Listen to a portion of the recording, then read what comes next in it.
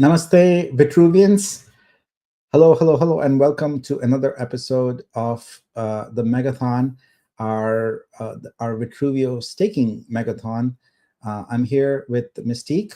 Hey, Mystique, how are you? I'm fine, thank you. And you, Nick? It's well. Let's see. It's 2 a.m. and I was busy making some chai, and that's why we're a little late. I apologize for that. But I'm still awake and active, so it'll take me a few minutes before I get into my groove.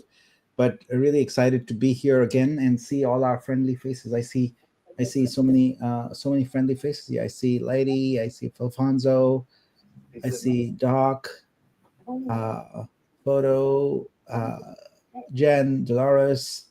Hey, great to see you all. So we're gonna talk a little bit about the exciting events of yesterday, and the main thing, of course, was that we made our goal. We made our 20 million staking goal, and so we got fireworks. Let me add my screen on here so we can share that with you. Here we go. There we go. All right. So we made our goal, 20 million and growing. And so one of the things that we did right away was we did a quick live sort of town hall when we hit the goal yesterday. And at the town hall, I asked Garfield if maybe we could extend the challenge, and we agreed that we could do it in 500,000 stake increments. So our next target right now is 20 million and 500,000. So we are, looks like, community's been hard. We have an amazing community. I love you all. And we are already almost 200K into it. So let's see how much damage we can do that to that number here in this session. So Mystique, what are your thoughts on yesterday? Oh, it's just mind blowing, Nick. Having the community all come together, no matter, who you are, like from you to the OGs to the validators, everybody just, they took part, they stepped up, and yeah, it's just phenomenal. Yeah, let's see what we got going here. We got people, let's say, wishing luck to everyone. Um, Great to be with champions. I like that. Good morning, everyone. Uh, there's a question here called how to shill. Absolutely do not shill, because the moment you shill, you guarantee you will not have any, we will not even look at your work. Same goes for any comments about I don't have a sale, or will this be my first sale, etc. I personally, I mean, other patrons might do that, but for me that's a huge turnoff, and I immediately uh, ignore that artwork, just because I just don't like it when people uh, sort of imply that I wish this could be my first sale or something like that. It's just a personal thing. I don't like it, and I don't go for it. So if you have such comments, please remember, there's a reason why I don't go to those artworks. It's all right. Legendary Bastard said, "Holy smokes, alive right now." Yeah, yeah. It's 2 a.m. We are going cruising. Let's see. People from all over the world. I see Batman with us today, laying on your desk. Yes, Batman has. I frequently put him all over the screens. I put him in different situations. Pretty much every live I do. So excited about that. Batman has been with me for a long time. Where did I get Batman? I got Batman, one of those claw things, at an arcade. So that was kind of fun. Um, are we having magic squares today? I'm not quite prepared for it, but who knows? Anything can happen. Um, and Apricot says, I loved waking up with the fireworks. Yes, I enjoyed putting those there, and I was a bit nervous that they would show up prematurely, so I double and triple checked my code and made sure it was all working, and it showed up right on cue. So that was great. Um, Josh says, "Great to be here." Yes, me too. It's Jason says 9:12 p.m. Yeah, it's a good time for you. Uh, and Vivek is here. Namaste all. And yeah, Nick, you make a sweet alarm clock. I just left the live open. Old Jug says, "Oh, thank you. I've never been called that before, but I'll take it." All right. So while we wait for the chai to kick in, um, Mystique, do you have some words of wisdom for folks about how they can get in on today's buy action? What are some of the things they need? What is at least one thing they need to be doing in order to be here? I think the main thing, Nick, is to have the auto staking turned on, um, because it's really important that we bring the circulating supply down before we list on Wednesday. That's really, really important. But not only that, it shows commitment towards you and the project and the whole community. That's what this is all about, really, is being a community of one, and everybody just stepping up to the plate. Yeah, the numbers are looking great. The price keeps steadily moving up. Green candles, as Mike likes to say. We've got the circulating supply way down, and it continues to go down, which is really a good mark of confidence for new investors coming in, and there's going to be a lot of them. And yeah, all the numbers are looking really, really good. And I think we can get to this next milestone here. We're at 191 here already, so that's a little over 300K to get there. I'm ready with my wallet. There's a lot of cool artworks here waiting. Let me make sure I've got the right filter on. Oh, I don't have the filter on. Let me get that on here. So NFT auto stake filter is on now, which means I will only be looking at artworks that have either at the studio level turn on auto staking, or at the individual art level have auto staking turned on. So we'll be going through those artworks. We also requested that people create stacks the other day, and I don't know if they're still creating them, but we asked for the the title of uh, the stack to have Megathon in it, so we know which we'll get to. So we'll get to stacks in a bit. Let's start with some individuals first and get going. And Apricot has a good suggestion: turn off some of the filters. So we'll do that. And yep, we got no filters going on right now. So that's good. We are seeing everything that's there. I like to turn on my pagination so I see a lot. And I also want to see individual artworks. So we'll do that. And now we've got ourselves a full deck of artworks to look at. So Apricot, I would appreciate your help as we go through. In particular today, one of the things I want to do is I want to get to some of the artists we didn't get to the other day. And actually, we have a great filter for that. We have a no sales filter. I'll select that, but just because I'm selecting it doesn't mean they're guaranteed sales, because as I've always mentioned, I am a budget buyer. I'm gonna go look for artworks in a certain price range. Usually, unless the artwork is exceptional, I kind of cap off at around 400 or 500 or so. But I'm mostly looking at valued artworks in the $200 range. But if it's exceptional, I'll pay anything for it. I don't mind. And in particular, I like to uh, find those artworks that are not another, what I don't know how to describe it, but what I would call a Me Too artwork, where after going through thousands of artworks, you start to see a pattern emerge where all the artworks start looking homogeneous. And I'm looking for differentiation, and I really like artworks that have a message, political messages in particular. And so I really like Johnny Boy's artworks.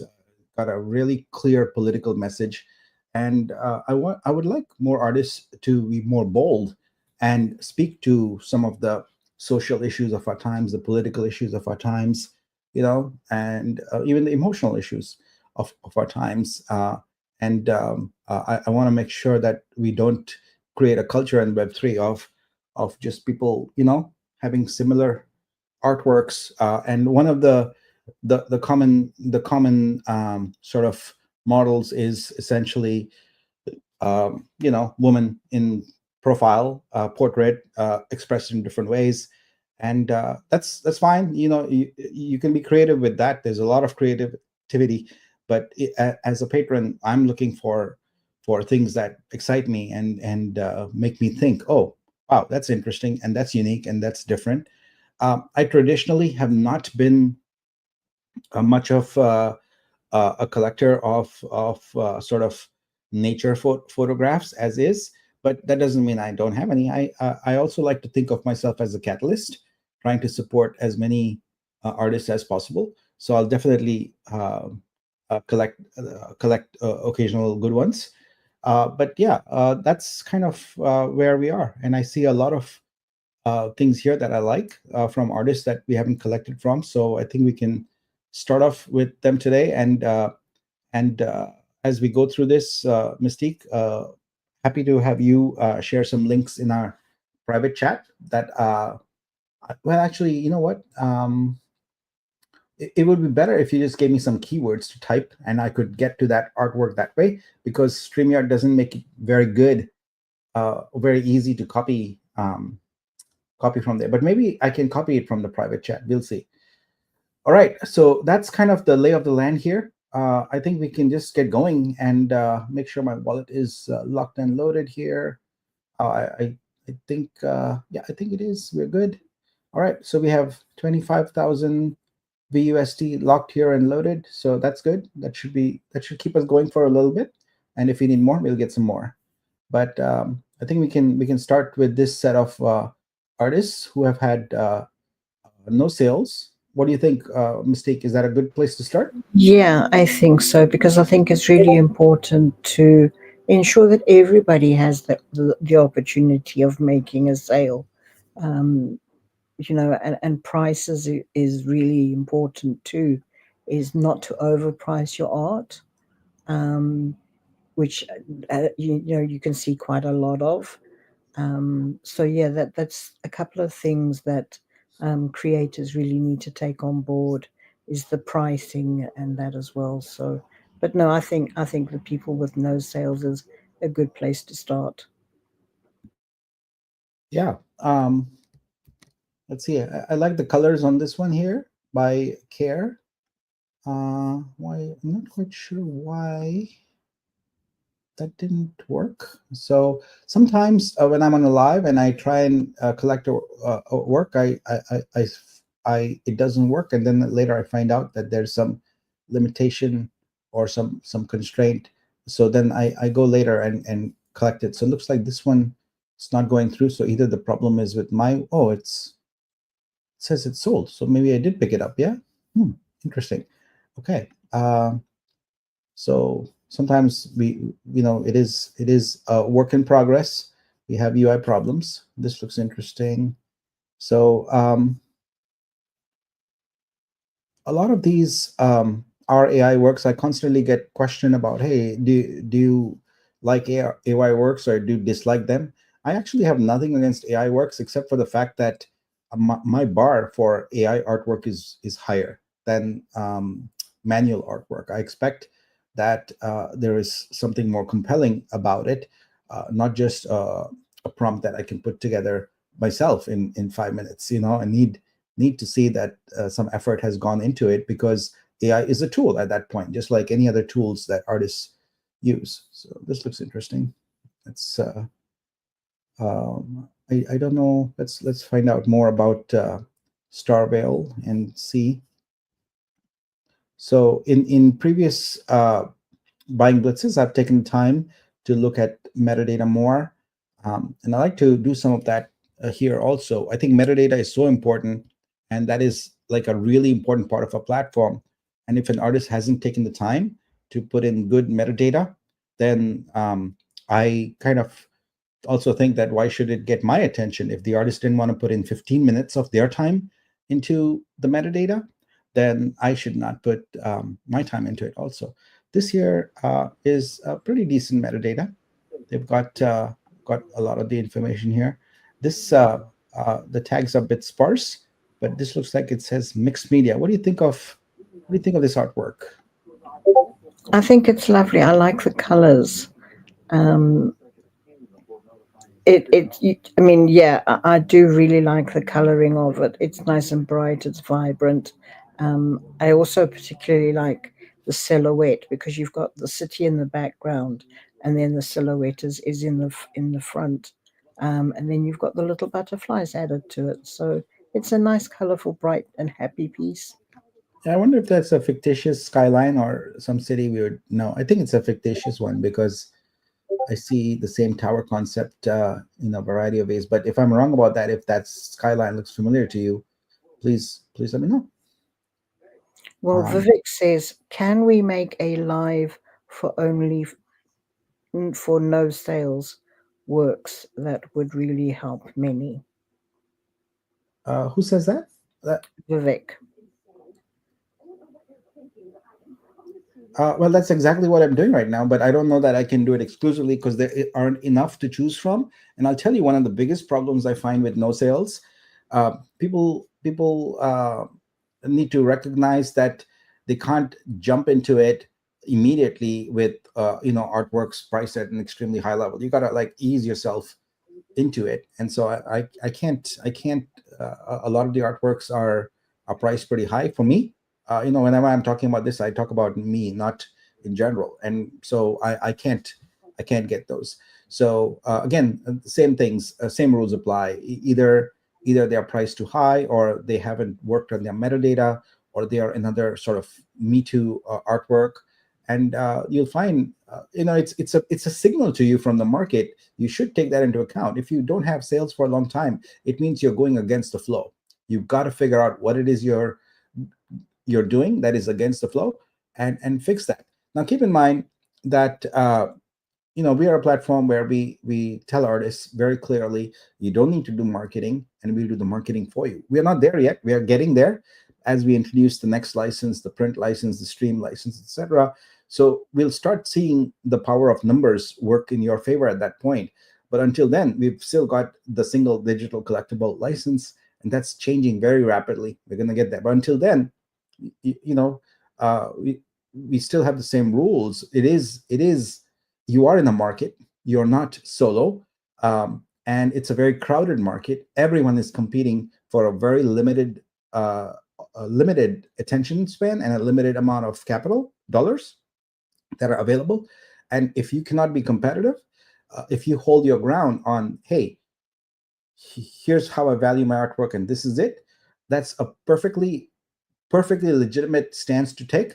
But then you cannot also complain that, hey, I'm not getting any sales. You got to choose either or. You are in a market, and markets have rules, markets have behaviors, markets have customers, and you can't take a certain stance and expect that the market is gonna bend to your needs or wants.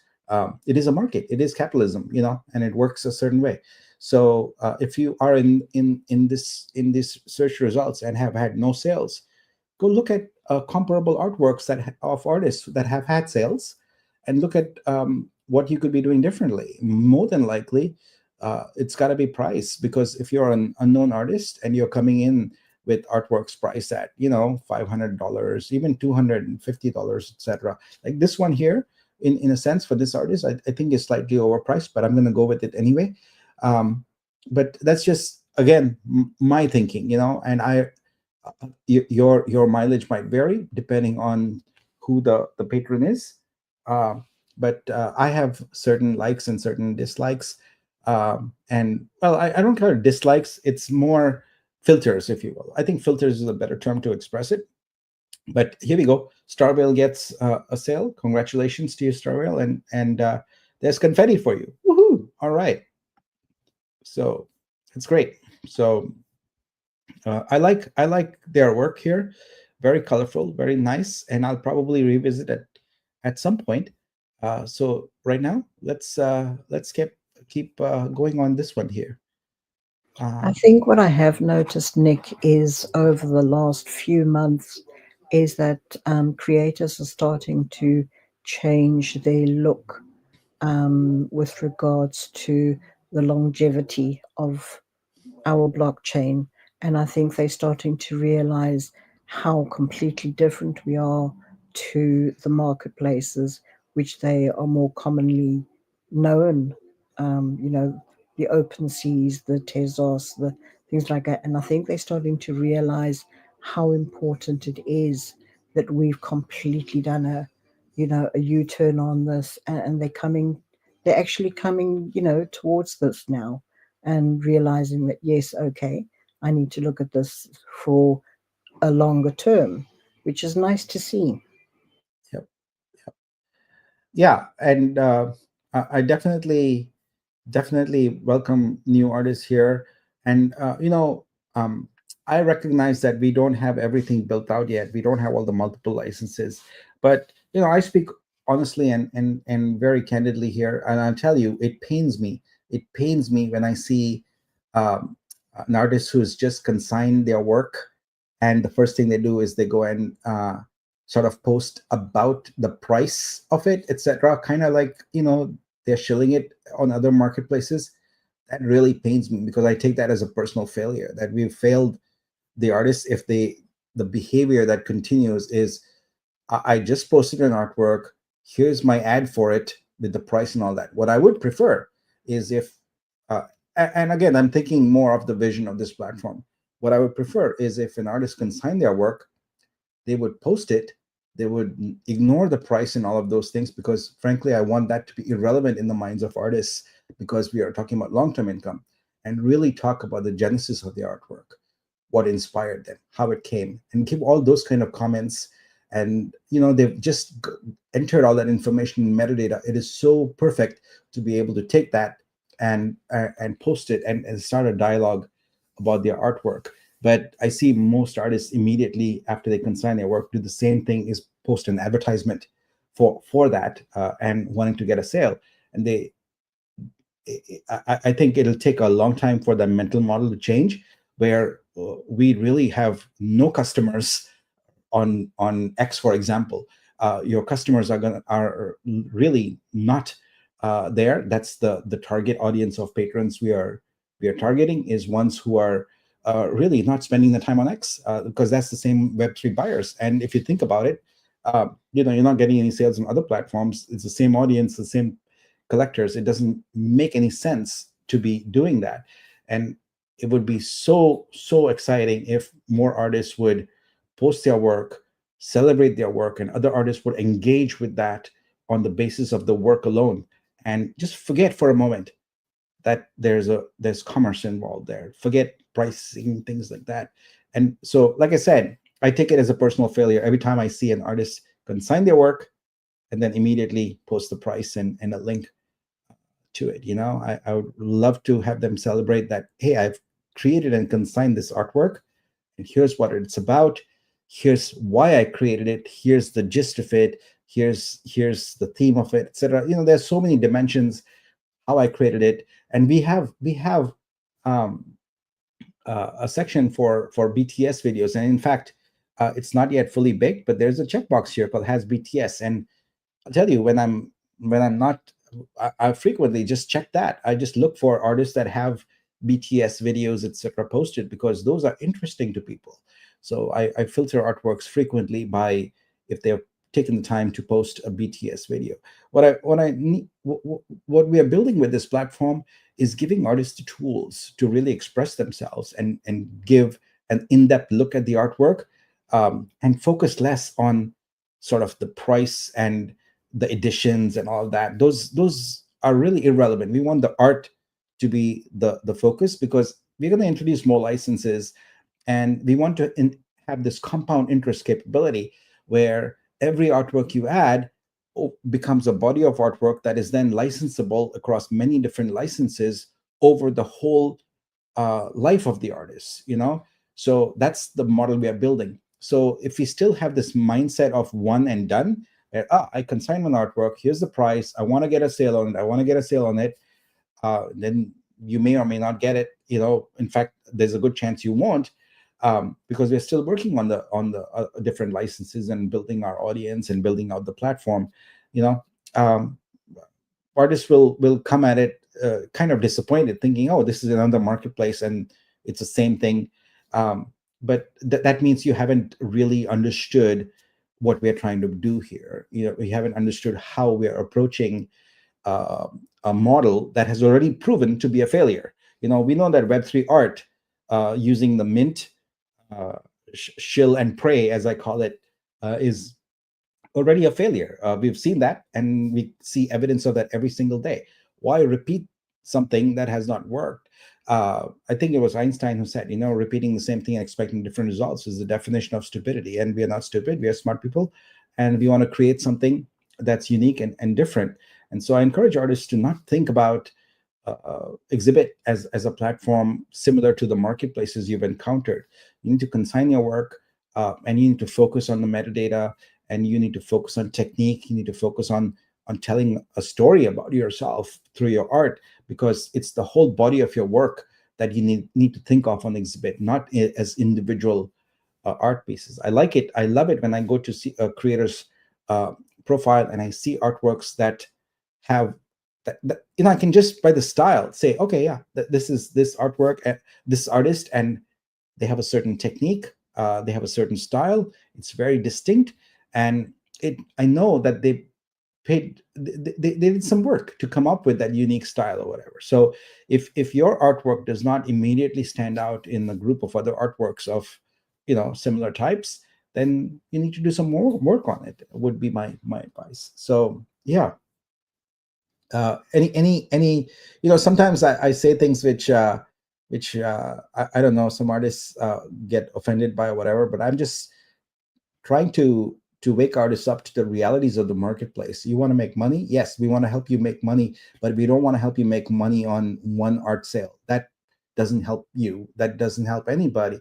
We want to make sure that you have recurring income. And so these are some of the things that you ought to do. So Mystique, what do you think about some of the comments I made? I think honesty is the best policy. It always has been with me. And yeah, no, I resonate with exactly what you're saying. In the past, it has been, you mint your work, you shill it, and you add prices onto it, and you bombard the Twitter with all the underneath there's so many comments you can possibly post on to try and get your work out there. But that's in the past now, and it's no longer working. So creators and artists really need to think, okay, so this is no longer working.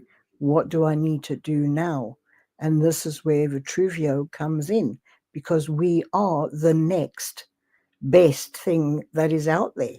We are better than the past. We are now the future. And for me, that is, yeah, that just makes everything so wonderful. It really does. But Apricot Bottle Blossom says, I sometimes do shill my Vitruveo art under collector's posts, but without the price. The reason I do this is I hope to get more eyes on Vitruveo. Yeah, I appreciate that. That's great.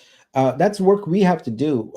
We are perfectly aware that we need to get a whole group of new patrons here, but we don't want to do it prematurely. I don't think we are ready for it yet. So what I want is for us to have our base, at least our second license type done, which we are working on right now, which will be the print license, and then we want to onboard more patrons, because that's our job. That's what we've committed to you. And then what we'll do is we'll unleash things like Google Ads. The whole exhibit site is set up to use Google Webmaster Tools, which includes a sitemap. So all your artworks get fed into Google, and that's why I keep emphasizing again and again. If you don't spend 15 to 20 minutes, maybe even 30 minutes on your metadata, you're doing yourself a disservice. Just imagine how much time you spend on X, on spaces, on waiting, etc. That is not productive use of your time. But if you were to think about how can I make the most productive use of my time, it could be using ChatGPT and other tools to take your artwork and come up with the very best search engine optimized description, title, content for your metadata, etc. If English is not your first language, it's even more important that you use the AI tools to come up with beautiful descriptions, etc., and spend time on it. Finesse it. You spend all this time on creating a great artwork, and then you package it in a minute or two. That is definitely not the way to get people excited about your artwork. Because remember, and I know a lot of artists, I've heard this again and again, my art speaks for itself. Well, the problem is your art is speaking for itself in an arena where there are thousands of voices. It's not going to be heard. Once you get to an upper echelon as an artist where it's so unique that you say your name and everyone just knows, that's great. Your art will speak for itself. But until then, you got to give it a little bit of a push, and metadata is that. So if you use AI tools, and they're very simple, it's like describe your artwork, pour your heart into it, and say, here's what I was thinking, and let the AI, and specifically use the term, what search engine optimized description would I use? What keywords should I use to describe this? And it's gonna take all its knowledge, all its input, and give you information that's really on point. So I wouldn't try to invent this. You're reinventing the wheel if you're just trying to think through. And not everyone's a wordsmith, right? Not everyone likes to write. So use the tools available. AI is super simple, and you can really get some good descriptions here, a good narrative. I love it when the description here tells a story.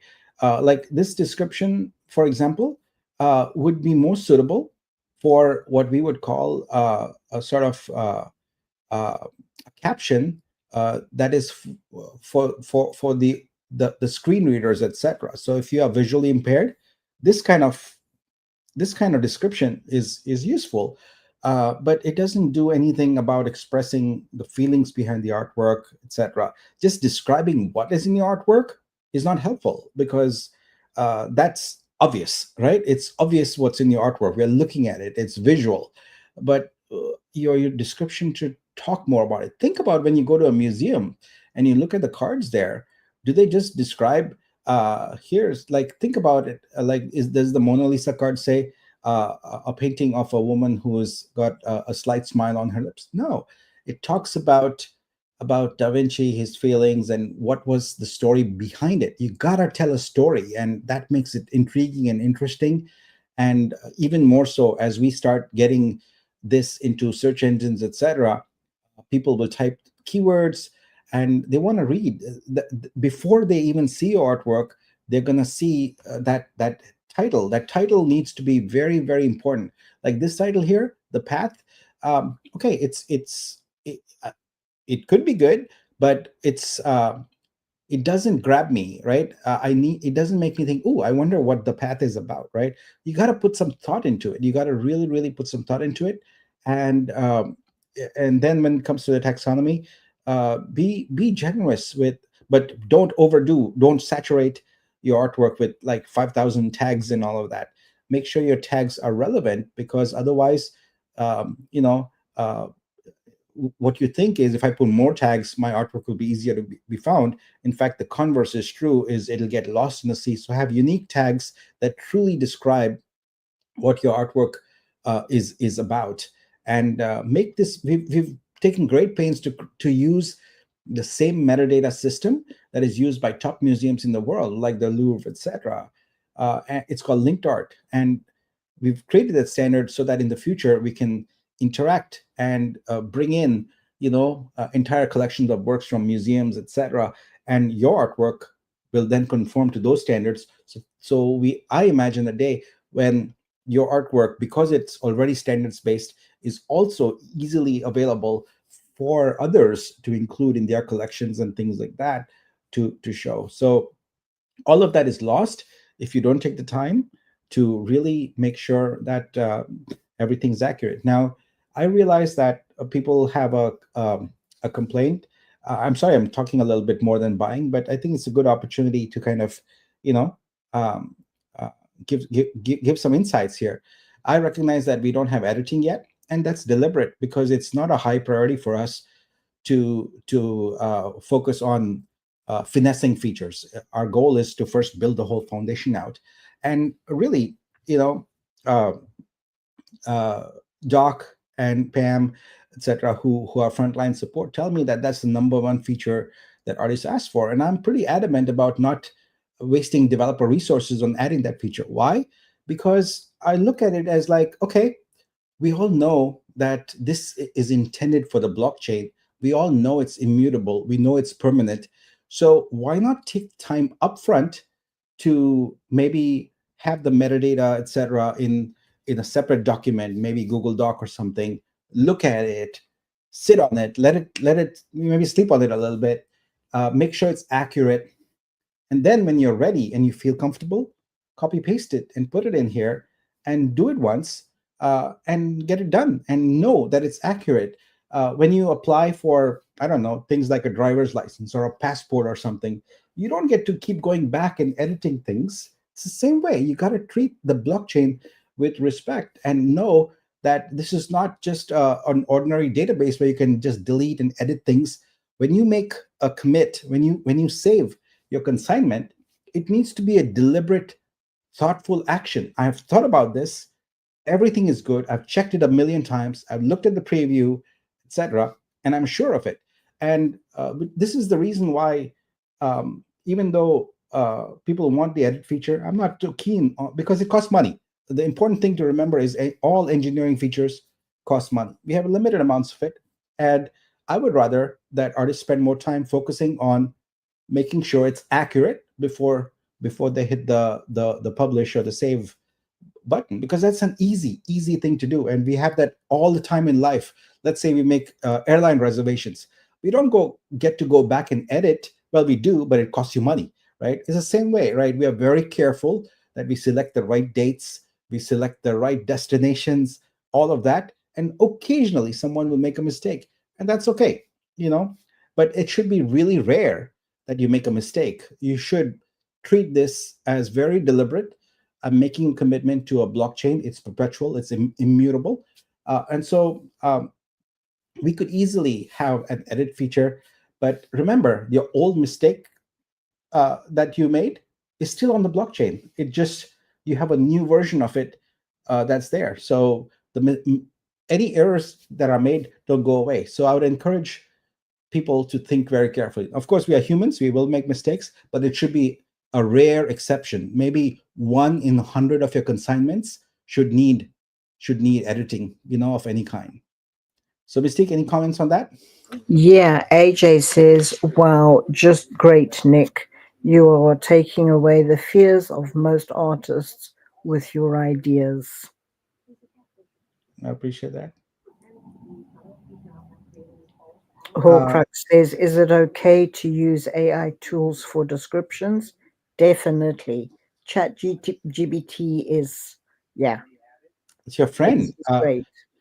It's like having the world's best and most knowledgeable person who can write for you and give you guidance on that, and not using that.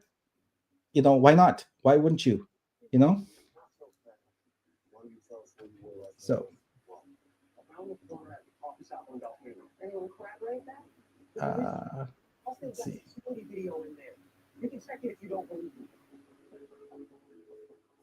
All right. All right. Yeah, there we go. So we got another sale here. I'm sorry I've been talking much. Maybe that's how I am when I've just woken up. I need to get into my groove, and I'm not blitzing through. But we got some time here, and I want to also, haven't talked about our platform and our capabilities in a while. And so I think this is a good time to showcase that. Right now, the team is putting the finishing touches on stores. So this is going to light up here this week, any day now, perhaps as early as tomorrow. It's already available in QA. So if you go to search.vitru.dev, this is our QA. So we are building in public. What I mean by that is, you are free to go see our QA as we are doing it, and these are all in test here. So ignore all these artworks. If one of them happens to be yours, we're just using it in private for QA.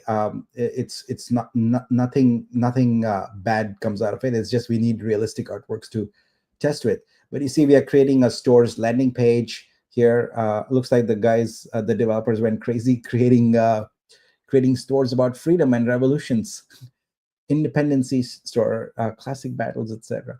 Yeah, but you can see here, these are individual stores, and you'll be able to create an individual store. Maybe if you want to create one of just your artwork, you can do that also. So it takes about 15 minutes to maybe 10 minutes actually to create a store, and then you get your own URL. It'll be whatever name you want, .exhibit.live.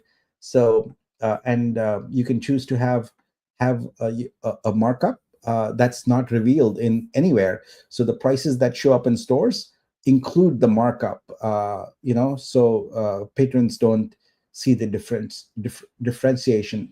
Now, personally, I would love to highlight the difference, but I know that that is not something that galleries would love. So for now, we're going to go with the centralized approach of not breaking down the markup when it comes to the stores feature. But yeah, we're excited about this. This should be coming out here in the next couple of days. Like I said, we are almost there.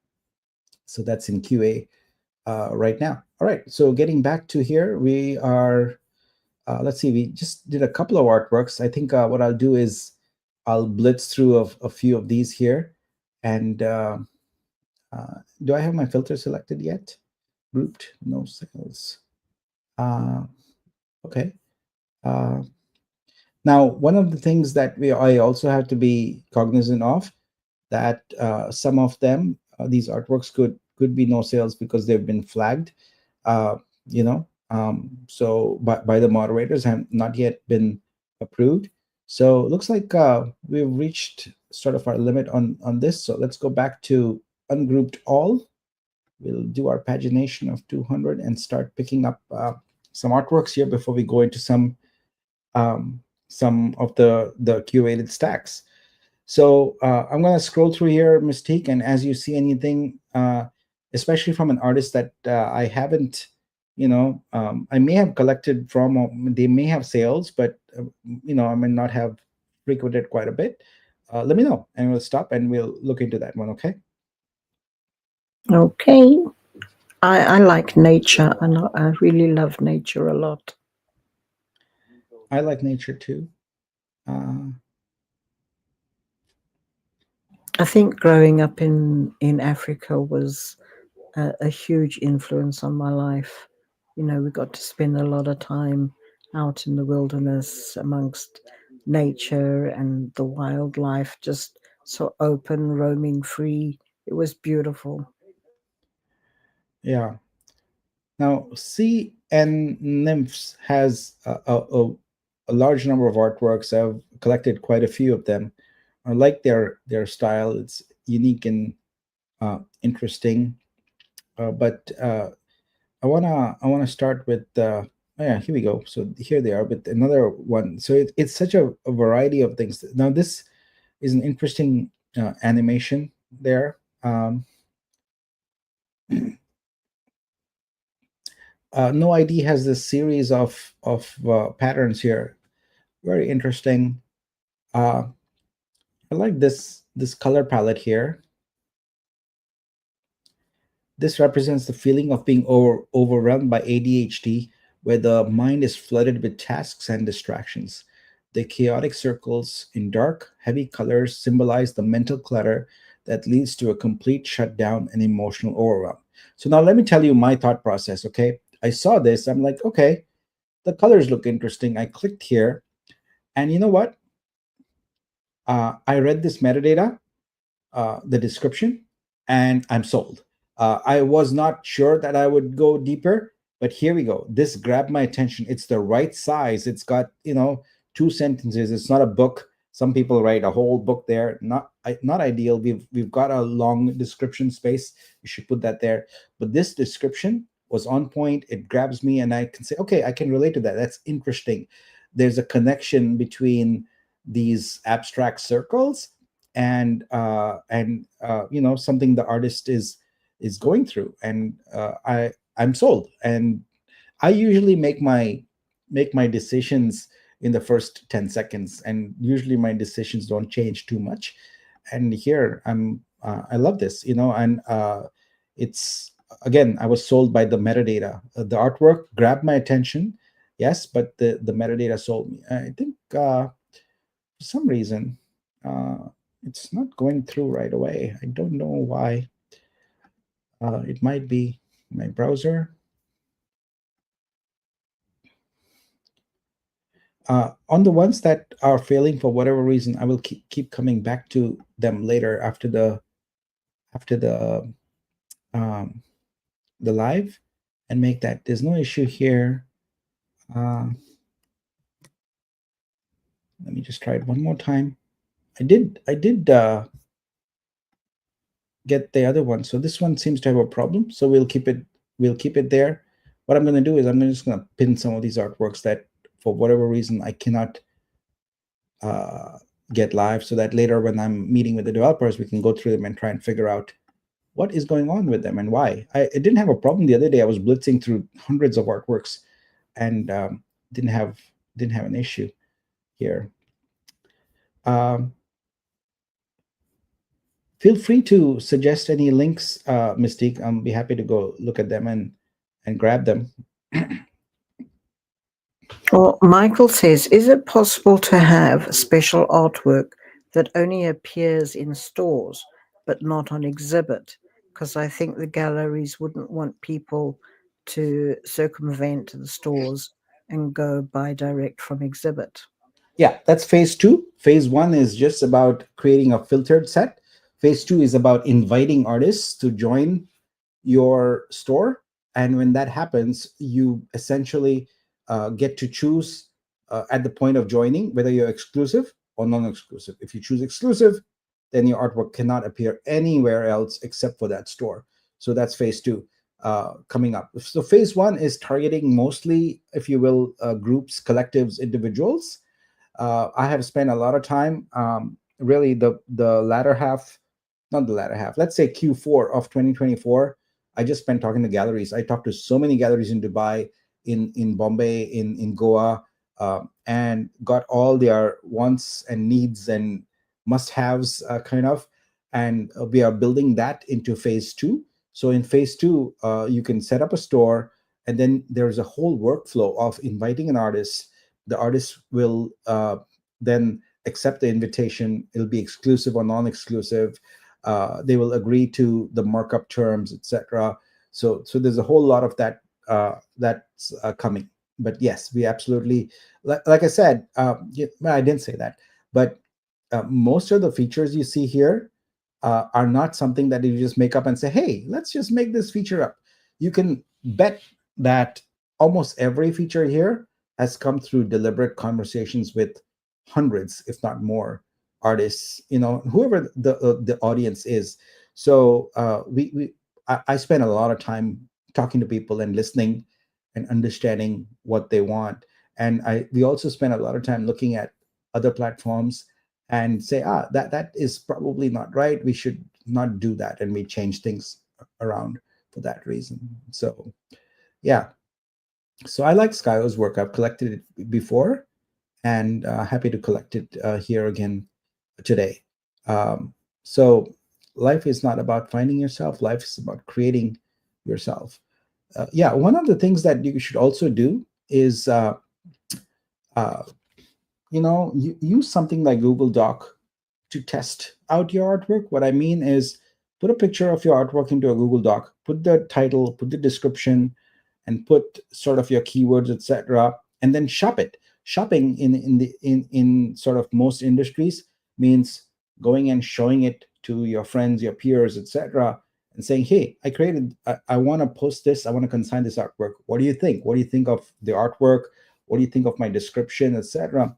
And they can immediately go into Google suggesting mode. So in Google Docs, there's a suggest mode, and they can suggest edits on your description, on your, they can ask comments, they can put comments in there, etc. So if you were truly thinking of marketing your art, you want to make your art really, really attractive to a large audience, you got to put in the time to do all that. But most artists stop at the artwork's done, and don't put any time into that.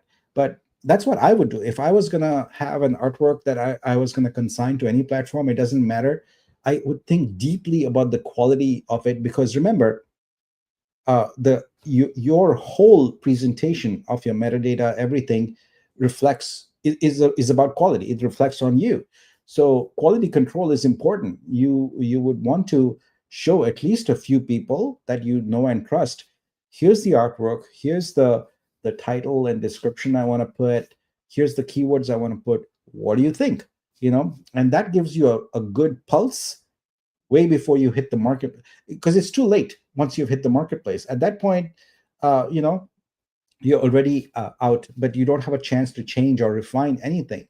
But if you get that feedback before you go and consign it, you now can do it confidently, knowing that things are accurate, things are good, and your artwork is positioned in the most attractive way possible for it. So, all right, we got a sale here going. That's good. Congratulations to uh, Sky O. H. And Riviera says, will the artists have a way to see if one of their artworks was assigned to a store, even if not notified by the store owner? yeah, we'll provide tools for that. Remember, our focus, I see people ask for features all the time, but we want to make sure that all the basic functionality of the platform is there before we start diving into deeper features. That's a feature that is going to be more appropriate for phase two, because remember, a store is just a filter. It's in phase one, a store is just a filter. So we go through, let's say you go through the filters here and you pick a few things, and then you get a result set. So a store beca- has that filter set built in. So it's hidden, it's behind the scenes, and any other filters are on top of that. So you can think of as a top level filter. So it's not possible to really uh, notify artists that your artwork was in a store with phase one, but with phase two, when you're invited, etc., it's fine. We'll be able to do that. Now think about why a store exists. The store exists because we want to build a marketing machine for you. We want to make it possible for influencers, for bloggers, people who make videos, people who have any kind of content centric websites, to be able to make money by selling your artwork. We want them to act as affiliates, essentially. So they are resellers of your artwork, right? We are creating this marketing machine. So it would not be possible, nor would it be prudent for us to notify you every time someone created a store and your artwork happened to be a subset of the results. That would be pretty much impossible to do, because a filter can capture so many thousands of artworks all at once. So in that model, no. But when someone does an invitation model, you're obviously opting in into their store as an exclusive or non-exclusive. So then you would know. But in phase one, where a store is a curation, if you will, at if you take the concept of a stack to its extreme, that's a store. You've filtered a bunch of artworks and you've given it a unique name and logo, and now you are marketing the artwork on behalf of the artist. That's why I keep emphasizing that we are creating a platform where the artist does not have to do any marketing. We want other people to do marketing for you, and the only reason they're going to do it is because they make money. So that's the Amazon affiliate model. That's the affiliate model used by all big companies online here. They make it possible for people to easily create a virtual store and make some money by selling other people's products. And that's exactly what we're doing with stores, is making it possible for anyone to come and create a virtual store and market your artwork. So it is practically impossible for us to do it at a phase one level, but phase two, when we have the invitation level, you'll certainly get notified. This is an interesting artwork here. It makes me think, uh, storyteller, writer, letter, passion in words. So the description is not that good, but the artwork itself is a little interesting. It has, an old school typewriter there, and of course the nudity there. It's a bit high, but like I said, I don't mind occasionally going outside my comfort zone. um, so let's grab this one here also.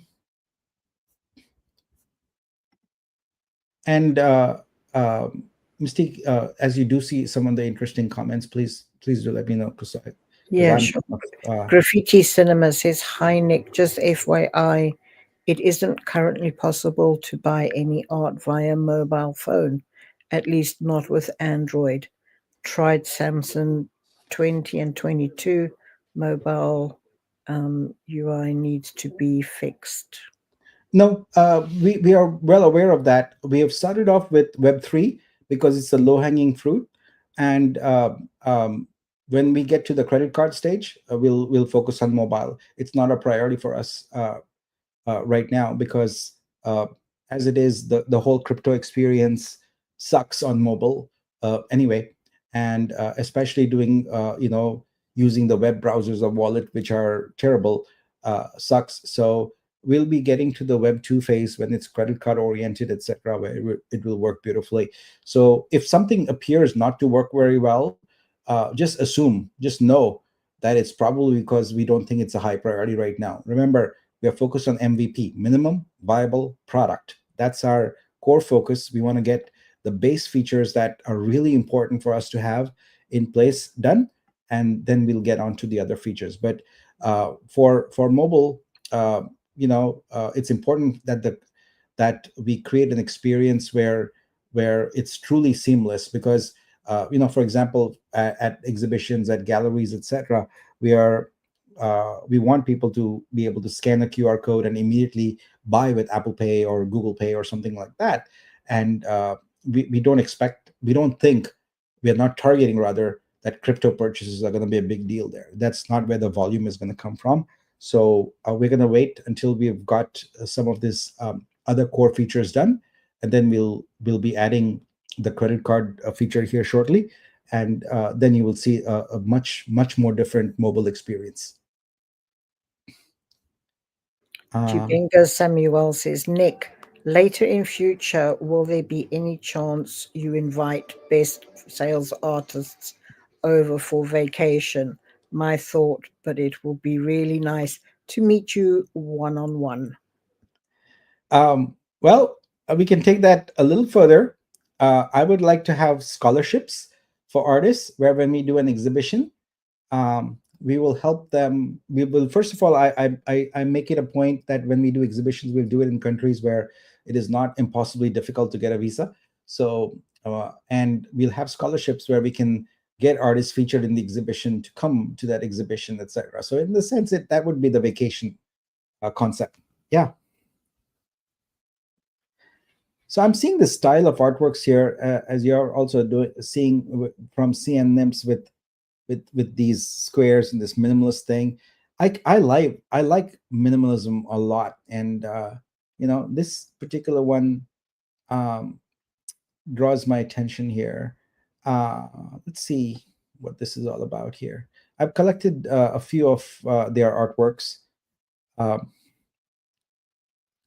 and this is AI work mostly, I think, if I'm not mistaken.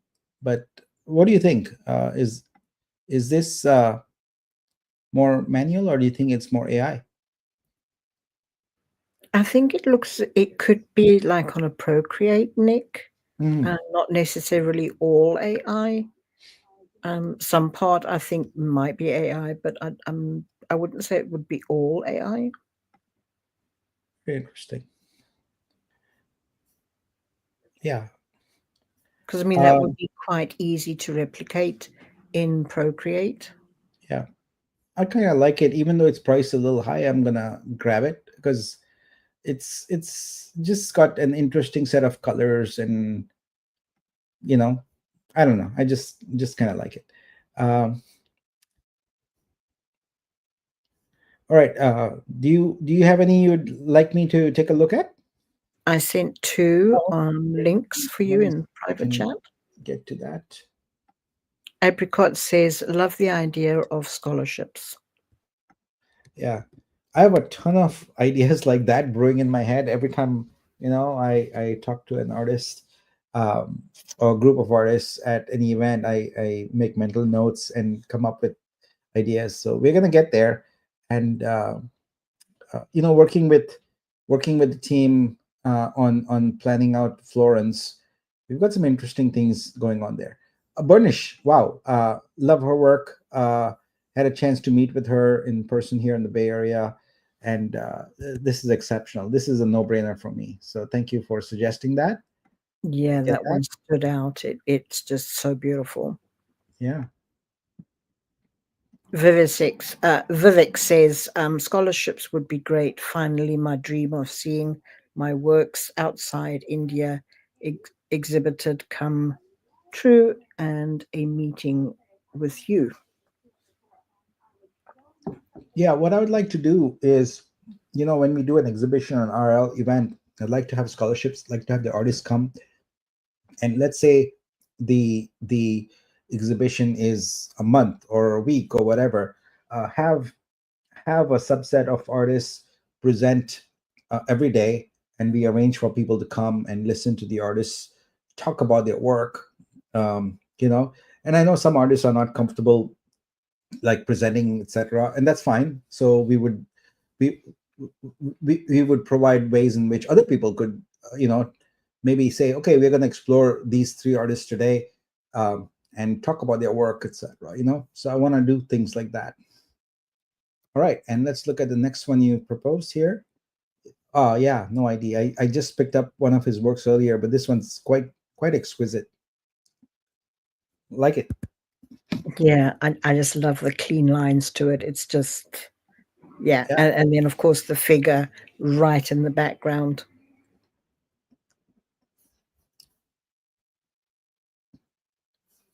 Darren. Confetti. Woohoo. All right. Ooh, let's go. I love Vili. I love V's work. Always great. Um, a young woman sits at a time-worn table under the gathering hush of evening, her back turned in her grace as she awaits the arrival of her beloved. I like this one. I'm gonna pick it up.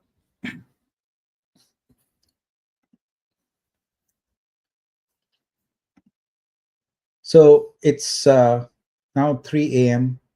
for me.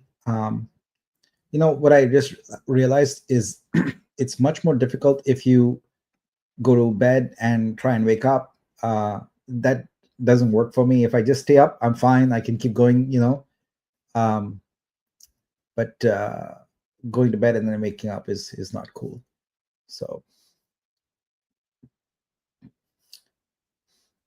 I saw some of these artworks in curations the other day, so they already look familiar to me.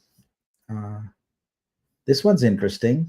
So now, here we go. Standing on the Rock of Ages, my faith is strengthened. Rock of Ages. Woohoo. I have found peace, love, pure as a dove, a good sign.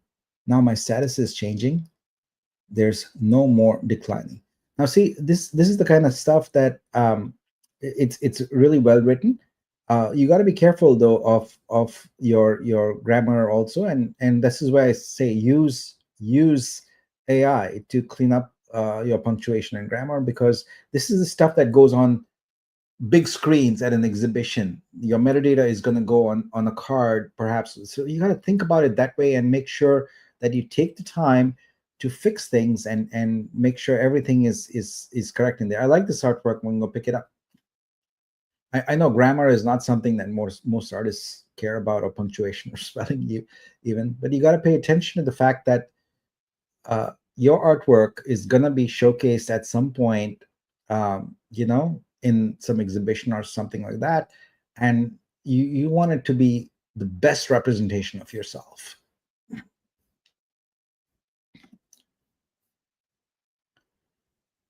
All right. um, this looks interesting, very colorful. Kali Arts, a man behind an African mask, African style. Hmm, I'm not quite sure I get that. Let's dive into it a bit more. Uh,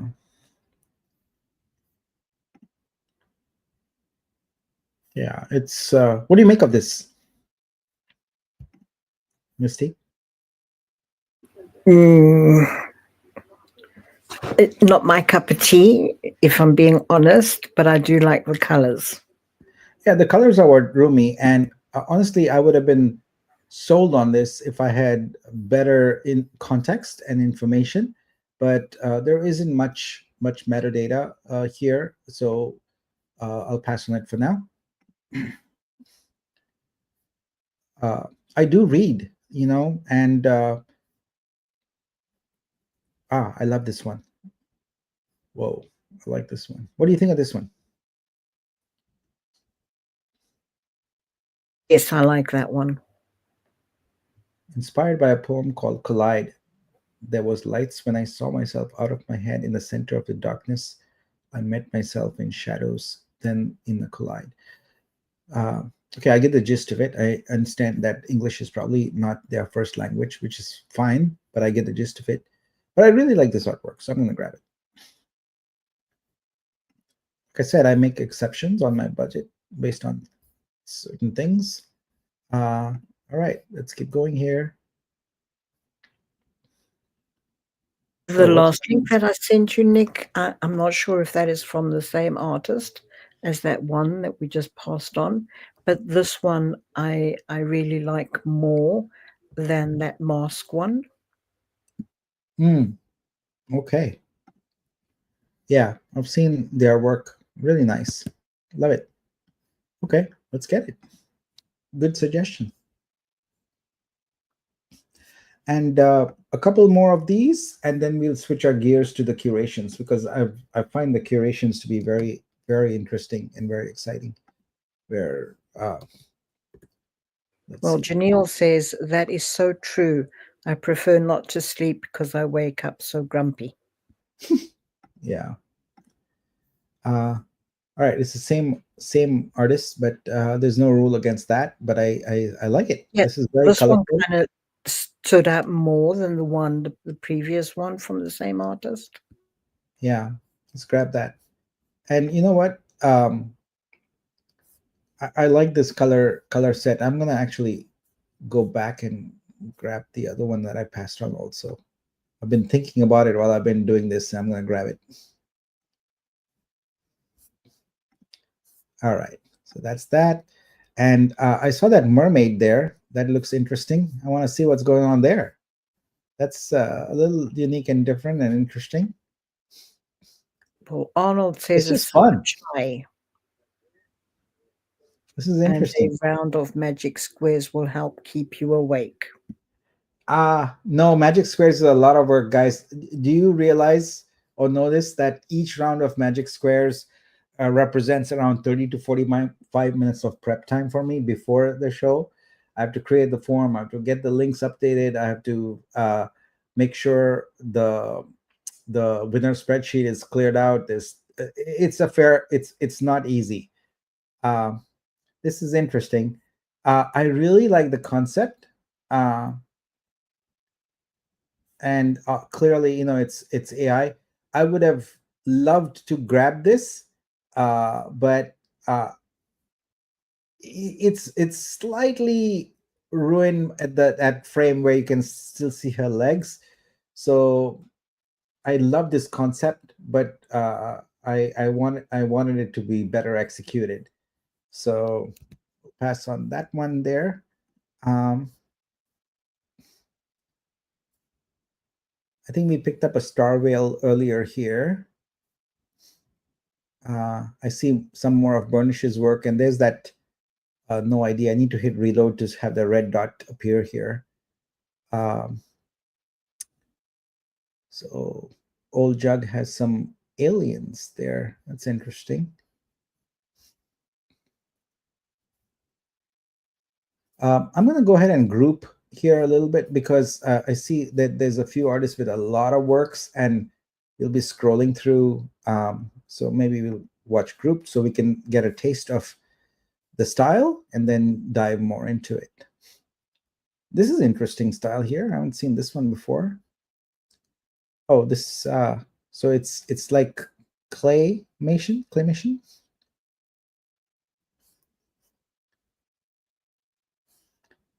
So I'm interested in learning more about this artist. I haven't seen their work before. So let's for my daughter's birthday, I created an Elsa sculpture to make the celebration even more magical, inspired by her favorite character from Frozen. All right. I want to learn a little bit more about this artist. I graduated from the Academy of Fine Arts in Florence with a degree in sculpture. Ah, okay. This is an Iranian artist, and Florence. We're going to be there. Okay, so this is a sculpture. Um, interesting, interesting works. Um, I like the bust.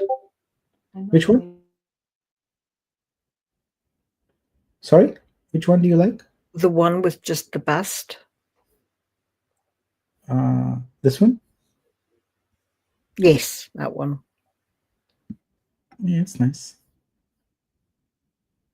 Oh, it's a paper mache one. Okay, nice. All right, let's pick it up. Working with paper mache is just so nice. Honestly, the textures and that you can get from it is incredible.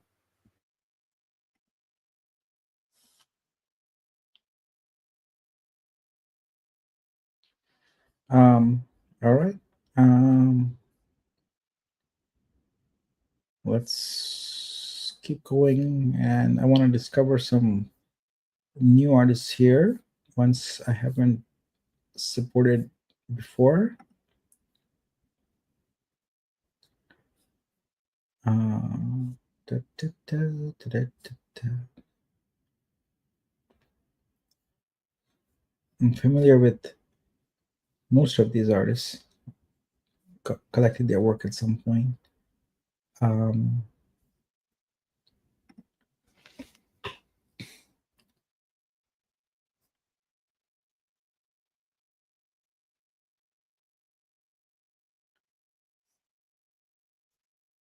ah, all right. So what I found is if I scroll through and look through these, I don't find it takes a while for me to find really things that captivate my interest. But then the curations, I go through them and bang right away. They because they've already been filtered, right? So let me pick one up here, and then I'm gonna switch to curation. So these are collages. I love collages. I have a I just love them. Um, which one of these captures your attention, Mystique? The one right at the bottom with the dark red. With the dark red? Yeah, This one? that one. Mm-hmm. See, I'm trying to think of this one of these David ones. That's interesting also. Um,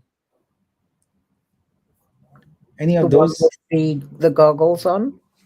Yeah, I was thinking of that one also. It's kind of weird, right? It's a weird context to put AR glasses um, on that. So that's interesting. So this is Igor from Serbia. I don't believe I've collected his work before. So here we go. All right, let's switch it up and go to some stacks now. And yeah, the surface area of artworks greatly increases when when I get into stacks here. So what do you recommend here? Anything? Any stack that gets your Yes, attention? I have one already. I had been looking at them before we started. I've Okay. just sent the link through to you. Yeah, this one, I just love black and white. It's just so crisp and so clean.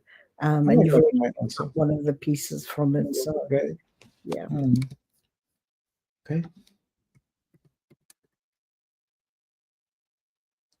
All right. That is nice.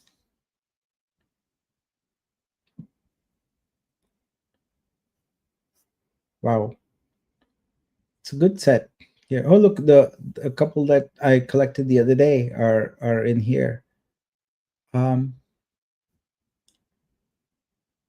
I am drawn to a couple in this curation. I like this one here. I like the lines. I like the look of this Metropolitan Access Station Metro Style Art Nouveau by Marvin. All right. And let's go get that. And then the other one I liked is the Mrs. Invisible, the lines. This is unique and Yes, that interesting. was one of my favorites. Yeah, so I'm gonna grab that.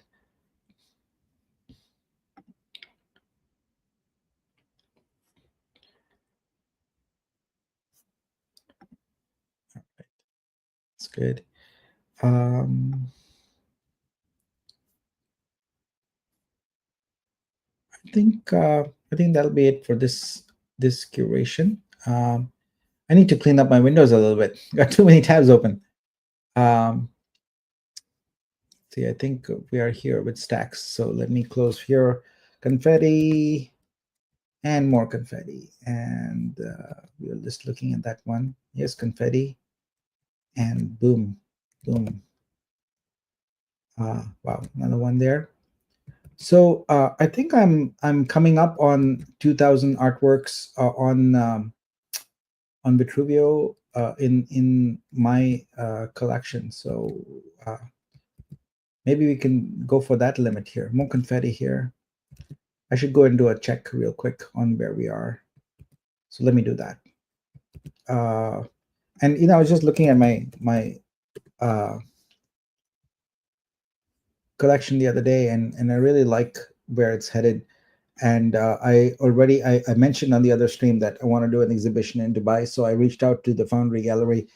Don't have a response from them yet, but trying to get a date and seeing how quickly I can head out to Dubai and do an exhibition of the artworks here in my collection. So, but I think I also mentioned that I need to talk to the devs a little bit because uh, it's reached the point where it's breaking.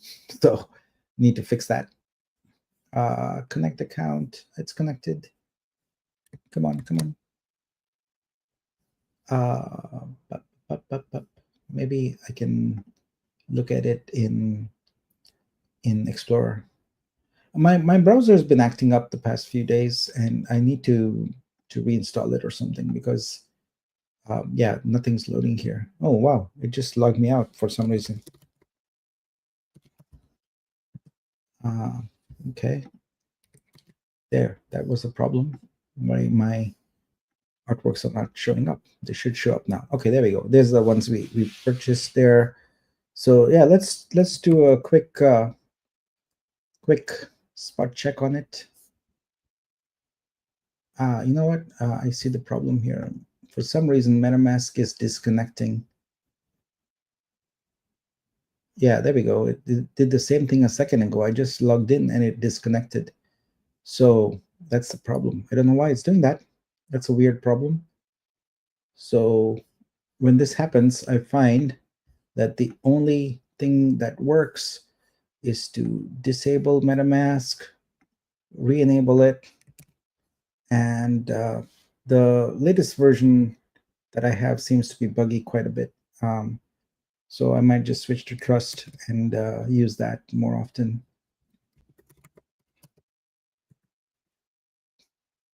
Okay.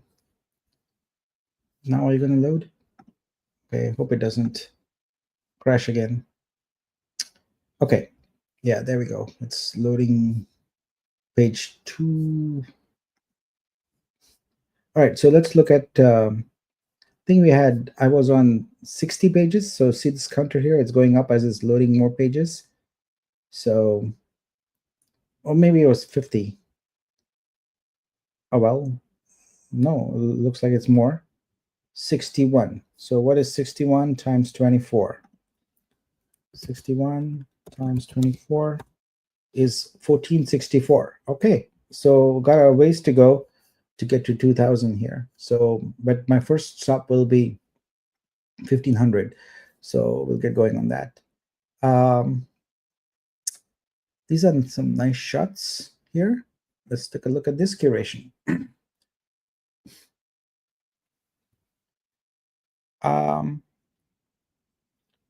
Interesting works. So I see some artists and some curators, curating some very, very high priced artworks, etc. But I'm trying to have fairness in pricing here. So this is outside my budget. So I'm going to pass on that one. Let's look at another one. Need to go beyond page 1 here. So we'll do that. Well, let's actually move up. So we'll start at page 5 and see what we got. These are, here we go. So these are some earlier ones. This one looks interesting. Let me see if there's any more on this page that capture my attention.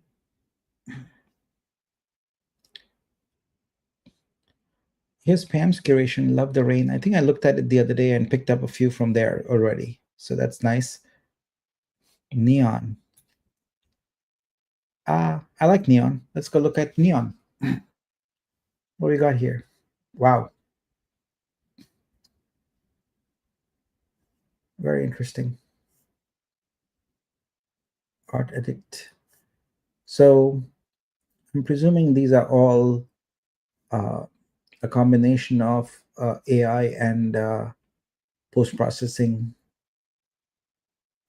there. Interesting works, but do you like the daisy, the animated daisy? Yeah, I do like that. It is nice. And it's black. That's unique. All right, let's pick that up. I want to spread the love also. So I try to, in these sessions, limit to like at the most like two purchases from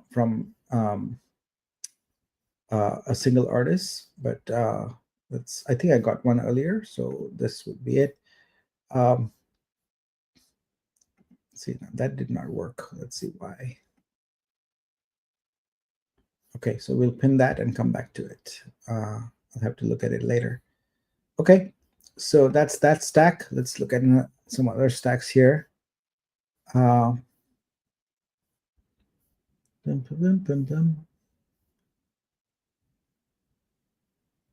Heavens.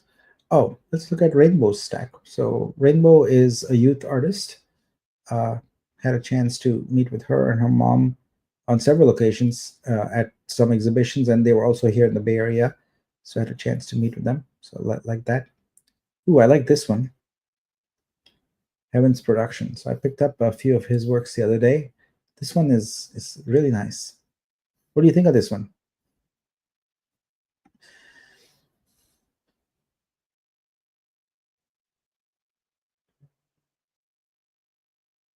Mystique?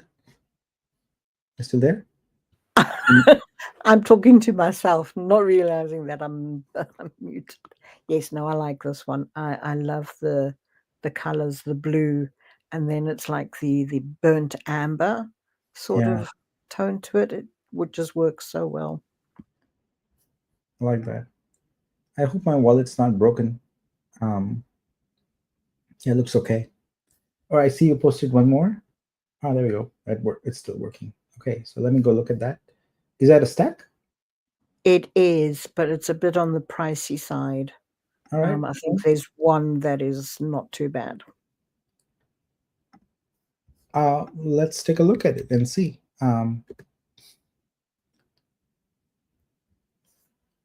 Yeah.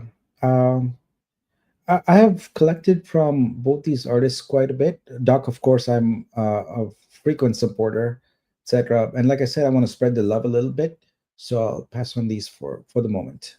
Nothing about the artworks. It's just like I said, I want to spread the love as much as possible. So, all right. So we collected one from there, and okay, let's go up a page here. So we'll go to page 4 and see what we got here. Uh,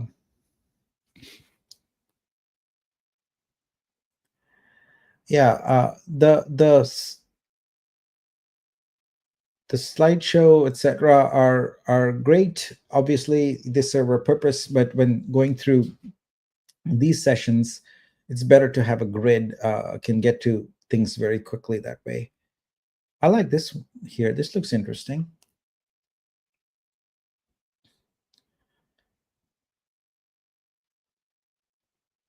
I thought the curation had 4. Okay, so this is about a floral mood. Um,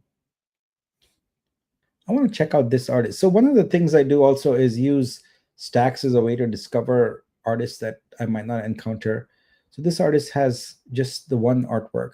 So I would definitely encourage that if you're just stepping into the platform, at least have 2 artworks, because a choice of one is not a choice, right? It's just one. So at least have a couple of artworks so people can make an informed decision about your style, etc. Uh, Here's another black and white one. Uh, let's go look at black and white photography. Wow. Okay, so this is where an artist has curated their own work, which is fine, but I prefer to look at stacks where other people curate your work. So and I can see from this one that I've already picked up a few. Um, so there's one there that looks interesting though. It's this one. I just picked up one of her pieces, so in the spirit of spreading the love, I'll skip that for right now. Um, let's see here. Let's look at this one. I think I picked up one from most of these artists here already. So interesting stack.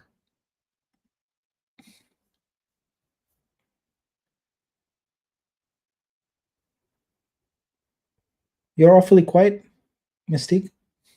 I'm just looking through all the amazing Oh, stuff. okay. Okay. Yeah. Okay, Lighty's got one here. Lighty is one of our ambassadors to Iran. Very colorful. Um, yeah, I've seen some of these artworks. Yeah, very colorful. Uh, and that's the one I picked up earlier today. All right.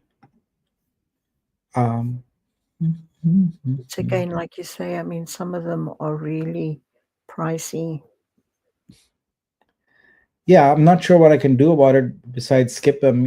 Like the pricing is not realistic, and I hate to pass on some of them. I would love to collect them, but the pricing is very unrealistic.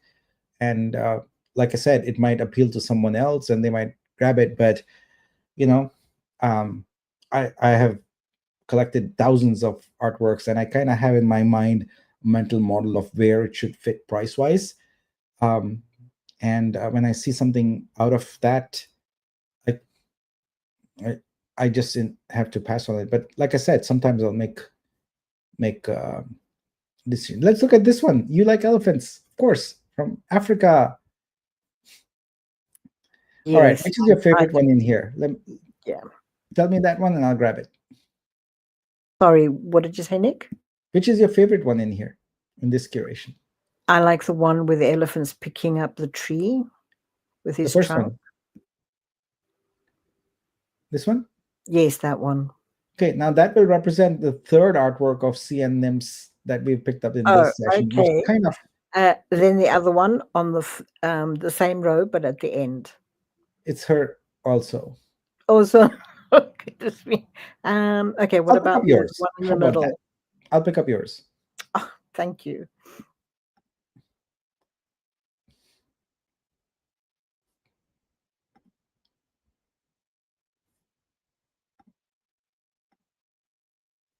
Yeah, like I say, it was so wonderful growing up in South Africa.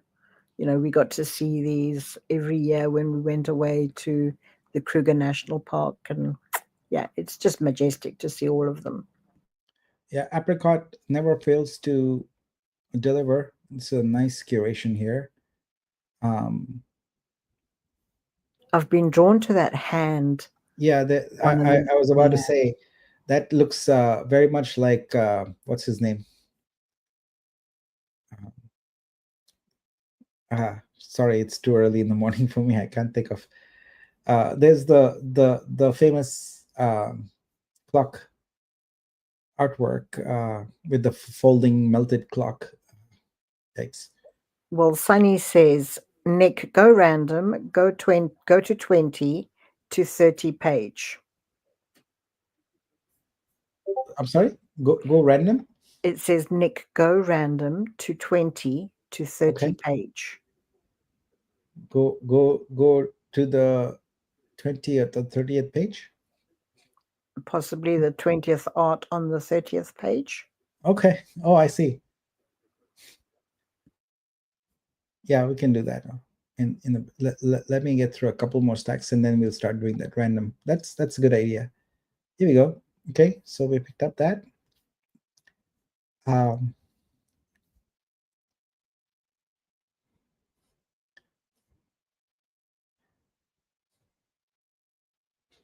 all right, let's look at this one here.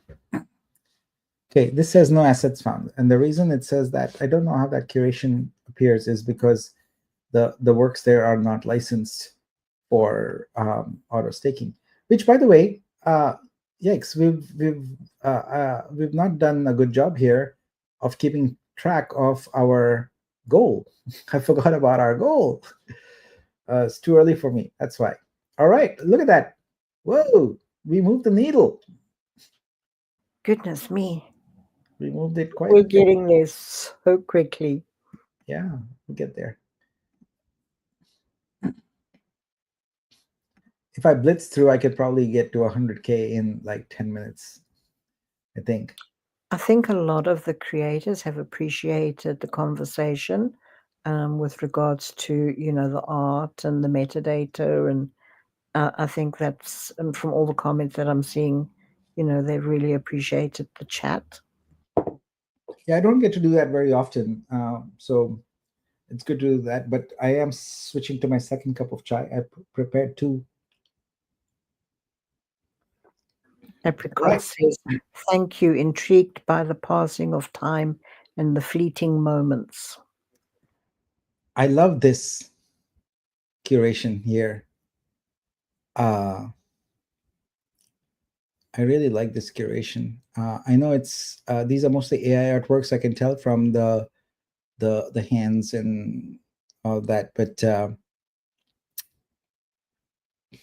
I like this artwork. I'm gonna pick up this one.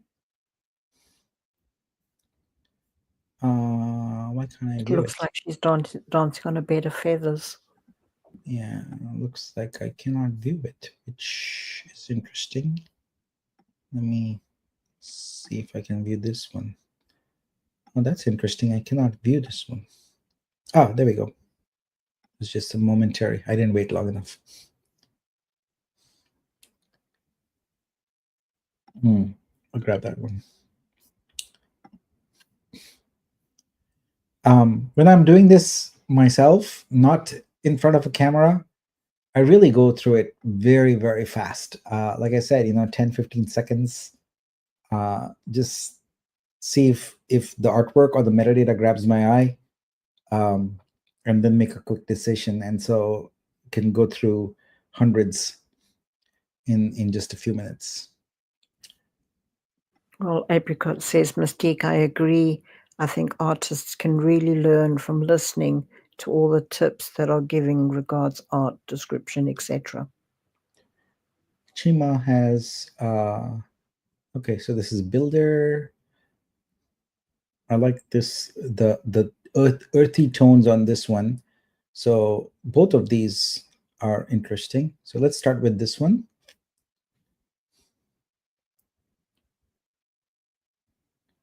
I really like this.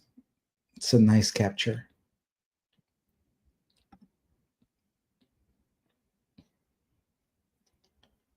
That's beautiful.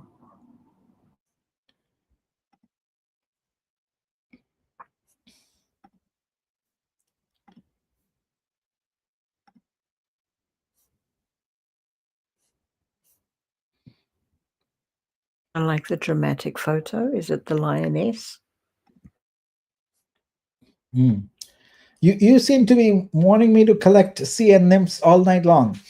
I'm Here, sorry. I That's not don't my have anything against it, intention. but like I said, I want to try and spread the love a little bit, and so uh,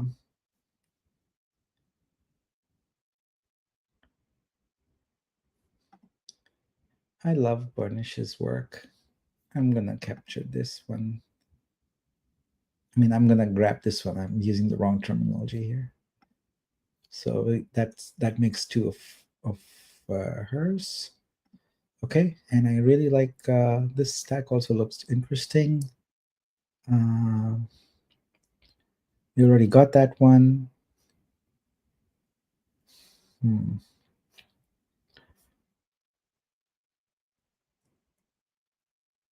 All right. It's not a new artist here that I haven't supported yet, so we'll go on. Party Megathon from Photo. All right. Photo, you have to tell me what is the easiest way, or that you prefer, not the easiest way, what do you prefer should be the short, because it's I kind of start saying photograph, but it's not photograph, it's photogra. So I just say photo. uh, okay, let's see here. So I haven't picked up a Gnocchi piece yet today. This API PCY looks interesting. So I see several good candidates in this one. All right, let's get to work. So pick up this Gnocchi piece. Boom, boom, boom. Let's blitz through this. Come on. All right, we'll get that one. I also like this Lucia Bella piece here. I like the colors on it. So here we go.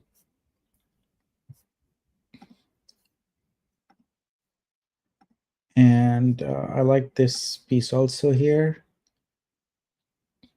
See, it's a no-brainer for me when the artwork is alluring, the metadata is good, and the price is fair. It's like instant boom buy. It makes it so easy. I don't have to think.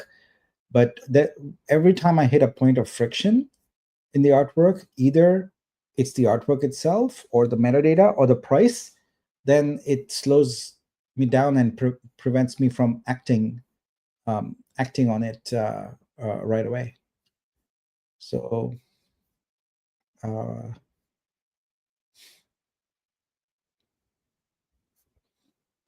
and this one is really colorful. So we picked up a Kali Arts earlier also. I like that. I really like this one, and it's African art, so you can definitely resonate with that one. Yeah. But it also kind of gives the Day of the Dead. Ah, yeah. Okay. Okay. Yeah. Yeah. Now, I'm sure many artists are probably who did not read in studio because you're not in the frame of mind where you're thinking about it, are wondering what we have here called exhibition and display. So these are carefully selected styles. So for example, the exhibition style is optimized for a 4K display with a room for a gutter, room for a column, where we can display your avatar, your title, your description, and a QR code that people can buy your artwork. The display one is optimized for full screen, like the ones. So actually, you can see the gutter here. So we've got the gutter. So we'll make it where, depending on the exhibition, we can choose where it appears. I'm sorry, not top bottom for portrait ones, and left right for landscape ones. And then the display one is intended for full for our streaming solution. So that's where it is full screen on on a 4K display. And we are checking out a bunch of displays right now, and I am most intrigued by the film ones, because that means anyone anywhere can get it if it can be the right price. What I mean by that, it's designed to be stuck on any window or any glass door, and it can be as big as you want, and that's it.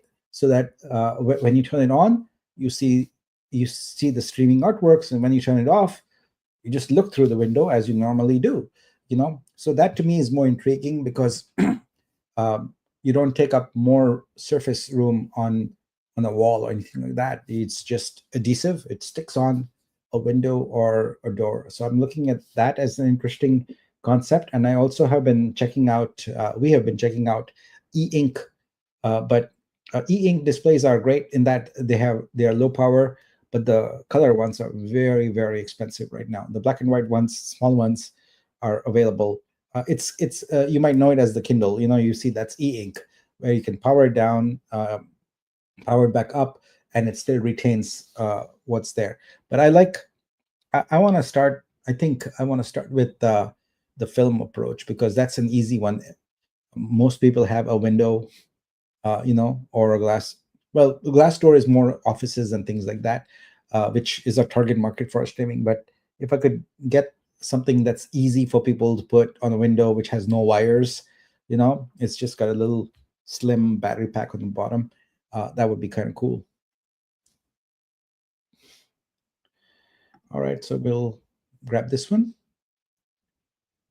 Any interesting comments? No.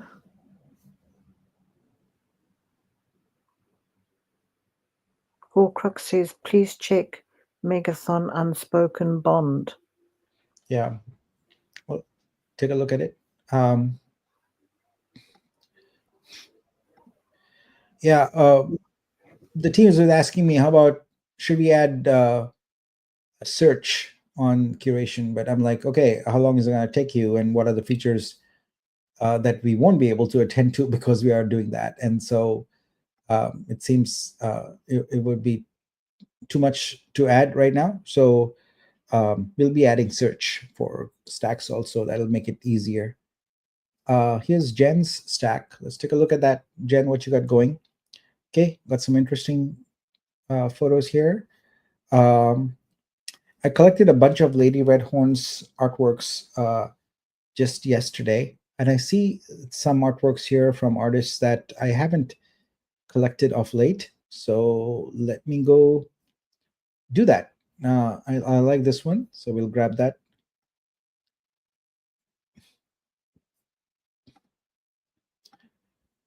I can hear the rain outside. It's raining very, very heavily here.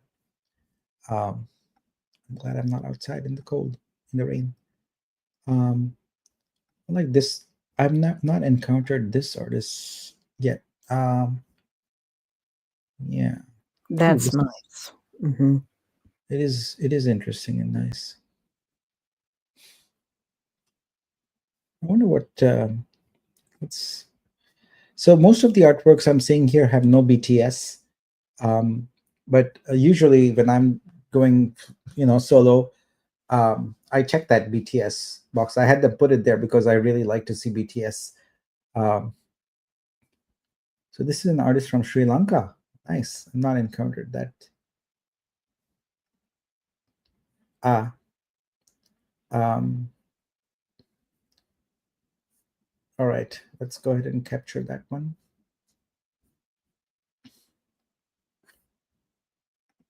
I think you will find more and more people who are not Web3 buyers, who are not Web3 patrons, are going to gravitate towards artworks that have BTS. So if you take the time to do that, you'll find yourself rewarded in time.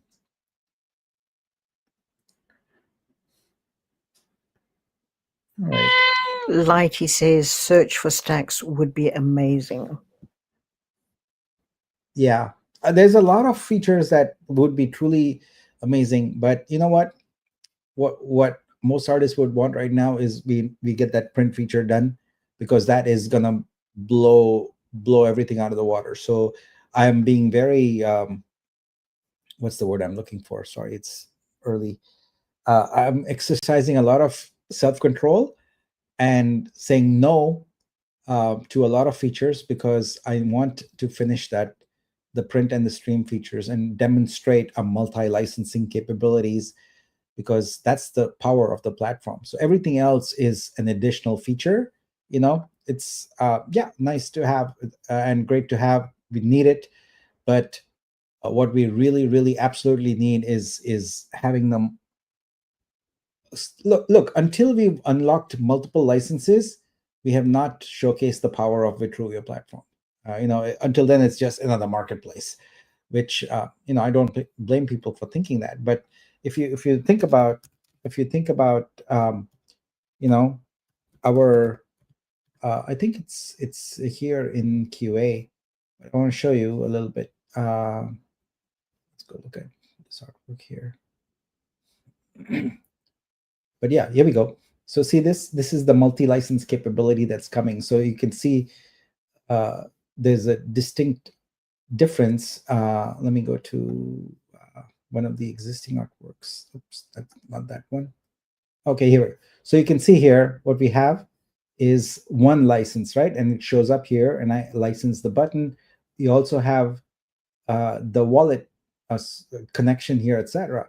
But we don't want to alienate users who know nothing about crypto, etc. So the new page is much cleaner. We've got rid of all the icons here. We've buried them here in the menu. We've got just the main navigation here. But if you look at this page here, we've kind of essentially focused it down to what licenses are available with an accordion, so that over time we can put many more licenses here. So as soon as we've got the one done, we can start unleashing different ones. And I someday want to enable artists to create their own license types also, that are very flexible. But you can see what the way we are approaching this is, you go to a license, and here it's very clear you can own this as a digital, and it requires a crypto wallet. So you're not going to go here if you are not interested, if you don't have a crypto wallet. So we're still doing work on it. It's not finished. Here, for example, for print, it will basically say requires credit card, and it'll be very clear. And then we've changed the experience also for buying. So when you do buy, you go into a full screen experience, and that's when you first get a taste of, okay, what do I need to do? And no crypto until you actually opt in into a crypto related item, and then we get into the wallet and that kind of thing. And this is all not quite working yet, but it will soon. But we want to create a full screen buying experience where there's nothing to distract you other than you, the artwork, and what decisions you're making. There's another reason why we went full screen, because when you get into the print, um, you're going to have a lot of different options. It's like an e-commerce option, right? So you've got the different product types, the different sizes, variants, the prices for each, shipping, etc. And it can get very confusing to do something like that here. So I kind of made the decision to filter out users up here based on their capabilities. So if they don't have any crypto, they they wouldn't go here. But once you make a decision, you are completely focused on buying. The whole experience is entirely about spending money on that artwork. And we'll, with the print option, we'll let you select different things. It becomes a shopping cart at that point. People are very familiar with it. Their credit card is there. They click on it, boom, you're done.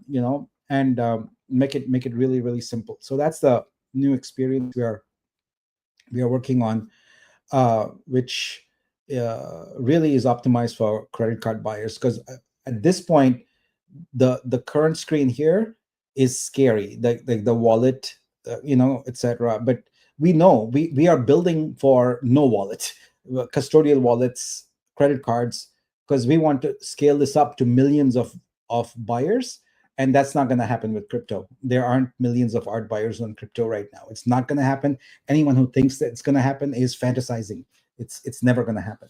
So we need to go meet people where their wallets are, and their wallets are in credit cards. They have credit cards in there. So that's where we want to showcase your work.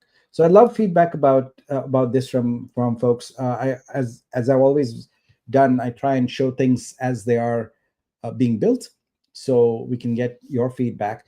But don't be upset if we don't take all your feedback, because you're the artist, you're not the buyer. So I prefer to talk to people who are going to license your artwork, and their feedback gets highest priority. As an artist, your feedback is most important in studio, where you have to submit your artwork and all of that kind of stuff. But the buying experience is for patrons, and we value your feedback, and we definitely will listen. But I will listen more to people who buy artworks. So yeah. All right. So yeah, do let me know what you think about this new experience you are building, please. Okay, we'll go back. I want to make sure that I don't confuse QA with with the live. So let's close some of these tabs. Did some good shopping here. Um, Yeah, you've been busy. Meow. All right, 210. Sam saying hello. Hello, cat. All right, let's see. I got a quick message I need to check here real quick.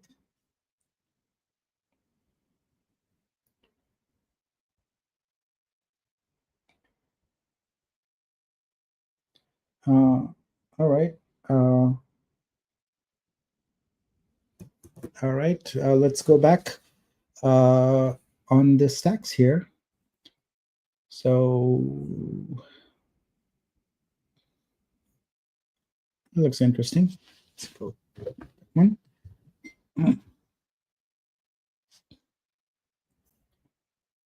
You think of this? Oh, this is an AI one. That's interesting. That looks pretty good for an AI image. I can see the neck is not the right proportion, is it? No, it's quite extended. Yeah. I like Sleepless Buddha's works. I don't think I'm. Oh wow. Yeah. Oh, this is interesting. The woman transforms into fish. My fish. It's a thought-provoking and funny at the same time. Uh, so that gets my vote in the form of a buy. Why didn't that work? Come on. Xeon says only print for a physical copy is very vague, but I love the rest. Don't make value judgments on work in progress yet, please. It's there's a lot of work to be done. It's not done yet. Um, Okay, this seems to be not working, so we'll get back to that one. Um, yeah, we are still working on print. There's a ton of work to be done on there. It's turning out to be way more complex, which I can see why no one has taken that at scale. It's really easy to have built a UI to allow an artist to go and create their own store and all that, but to create a platform where it works with anyone's artwork who's checked a box saying, I opt into this license, and creating the whole buy experience for that, not easy. It's definitely been challenging. I don't think I have seen this artist. I've not encountered their work here.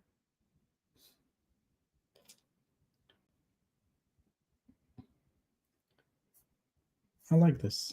I'm gonna pick it up. Not sure why the last buy one is not working.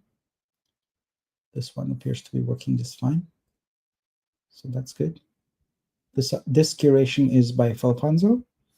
Falfonso is very helpful when I'm visiting in India. I see some artworks from Gradient, Prashant. I like this one. I think I picked up one from Prashant yesterday. All right. And let's continue looking at some of these stacks here.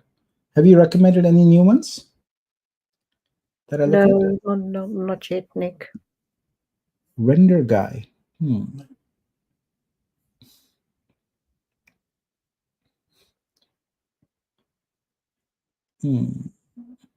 Interesting. All right.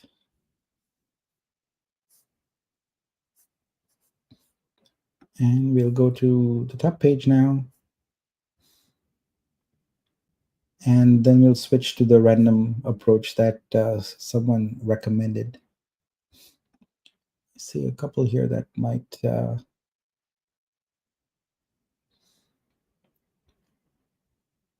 awesome pencils.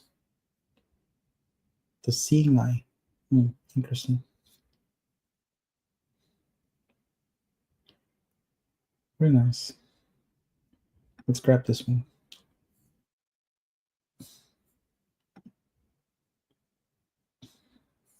Ooh, I like that one. It's very unusual. All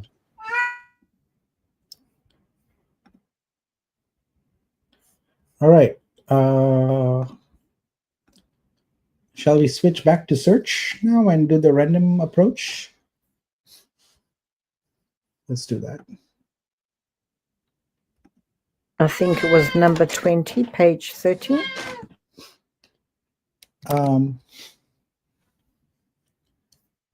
Page 30, number 20.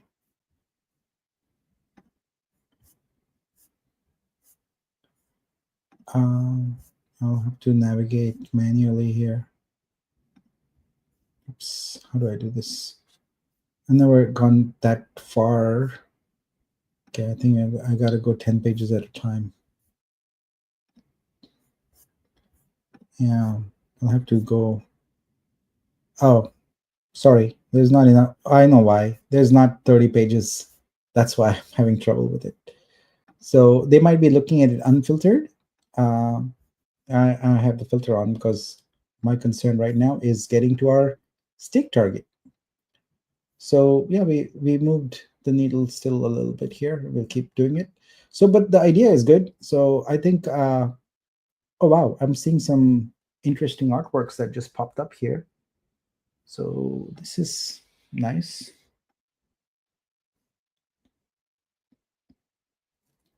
I like it.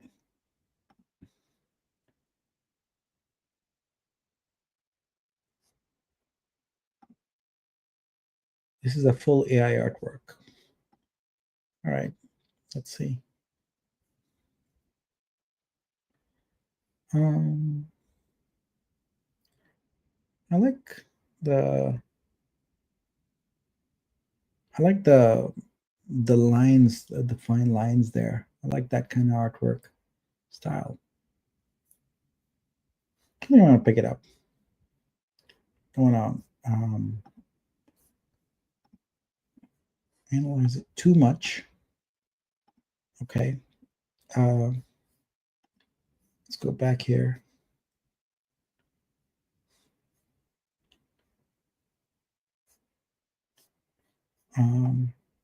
That's around 200. Talk to the team about remembering settings here. What's that celebrations one, Nick, with all the squares?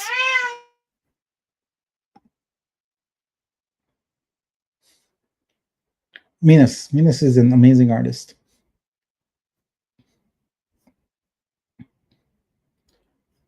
It's a really nice artwork, but it's a bit outside my price range.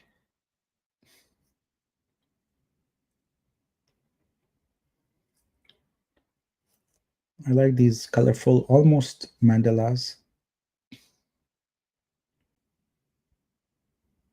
This says 20 to 20, 20 to 1K, 221K. Yeah. State. Hey, morning, Biz. Wow.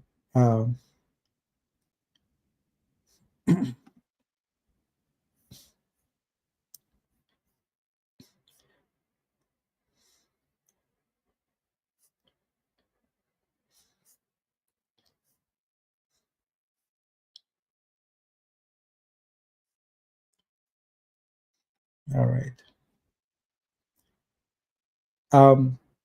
Previously, I have asked people in the audience to suggest a keyword. I type that in and see what pops up. So let's try that for a bit. Suggest some keywords for me to type and see what pops up. And remember, I'm looking at filtered artworks, so need to make sure that you have the same NFT auto stake filter turned on.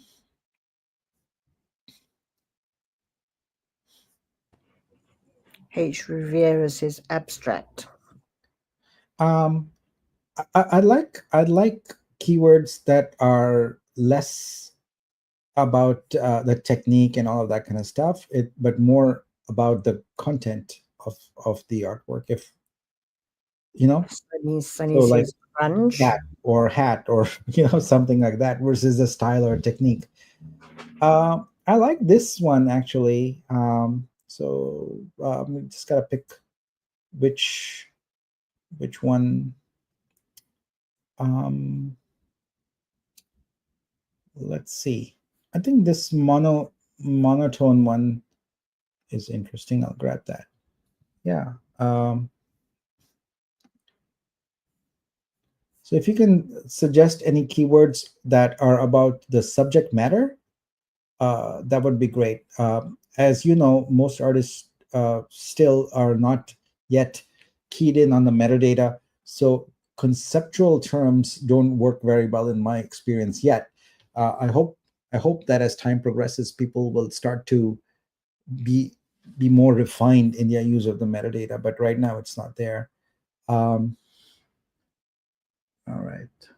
A lot of them are just like cosmos, technology, spirituality. Yeah, I see what Milky Way. Now, do not be suggesting keywords that are just your artworks because that's blatant chill, and that will be a definite no on things. So let's do Milky Way. I guess that's two words. Sold. All sold. Let's do it without a space. No results. Okay. Symphony. Okay, let's see what we get. Symphony. All right. Oh, interesting. Let me see. Is there anything that grabs my attention here? Symphony of Shapes. Nice and interesting artwork, well presented, bit outside my range. Chords of color. Okay. These are all sold. This one looks a little interesting. What is the story here? I like that one. The story, I have not picked up this artist's work here. The story of a woman whose soul resonates with every note she plays, the hues of her emotions blending into the music. I like the description. I like the colors of this. What is this? Is this oil? Abstract? Yeah, it's an acrylic with AI. It's full AI. Okay. Um, as I said, my bar for AI is a bit higher. Um, I think this meets that threshold, but it's sold. Why am I looking at one that's sold? Probably because, well, is it sold? Ah, it's not sold. Okay, that was a false one. Okay, so we'll grab this one. All right, and let's see any other keywords that people have. Uh, let's see here. Shrine. Okay, shrine is interesting. I'll type in that. Um, let's see what we get. Hmm.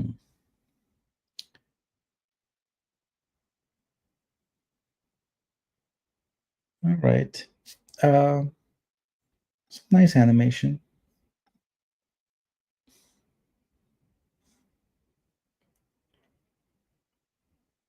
Young woman born under the sacred stars of Japan's last remaining shrine discovered she had a unique connection to the cosmos. Every night, the stars whispered to her, guiding her as she mastered an ancient and forgotten form of magic, space magic.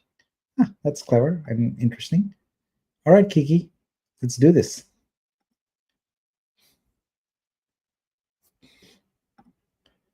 All right, and now let's do what I said we would do. I do a lot of, and check the has BTS and oh wait, I got the shrine filter still on, so remove that. All right, so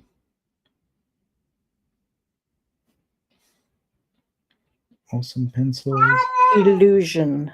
That's quite a nice one. Jonah Waldy.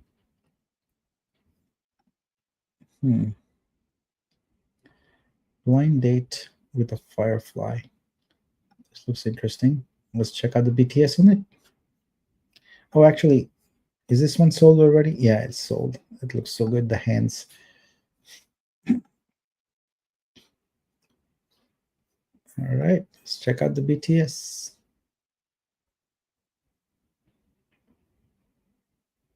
Uh, oh, that is the video.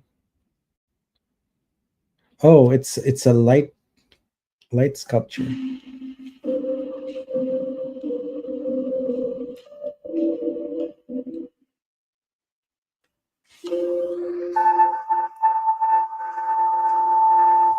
I get it. I get it. That's nice. Blind date with a firefly is part of performing arts. Okay, in Panama. I like this. Um, I like this appears to me. Let's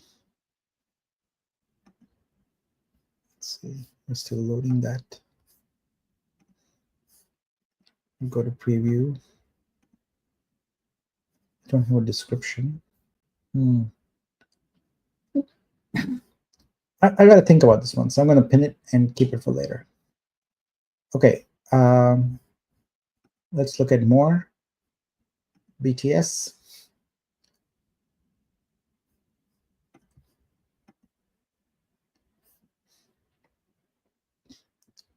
All right, what I'm going to do is get rid of the spotlight so we can. All right, now we've got all the artworks up top.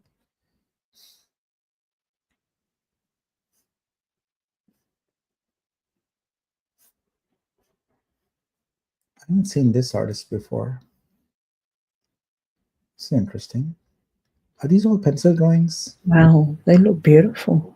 They're amazing. Wow. Okay.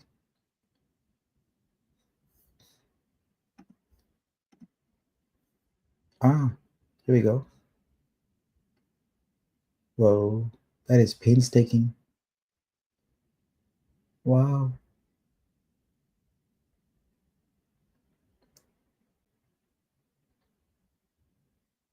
Wow. Okay, I'm sold.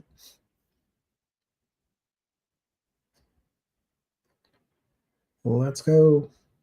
Incredible attention to detail. Yes. I mean, all the proportions are just perfect. Yeah. Wow. All right. So that's a good one. Look at a few more.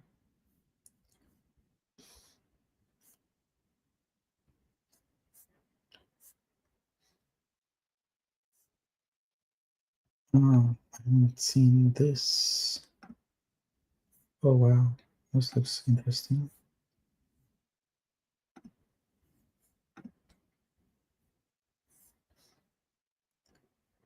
Okay.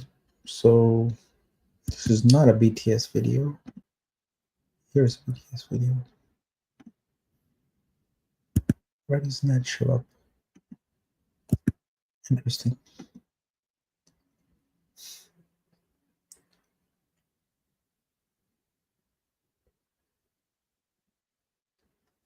This is a build-up video, not a BTS video.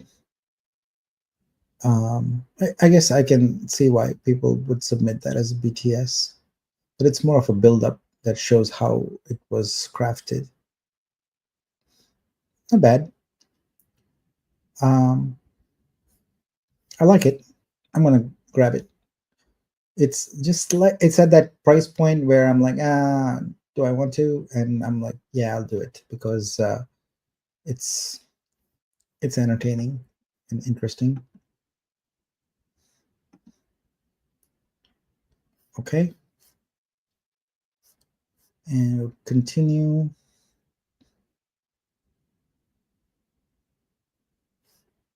Okay, we've hit the threshold of, or no, we have not. We've still got ways to go. Wow, this artwork is amazing. Let's see. Um, it's a photo.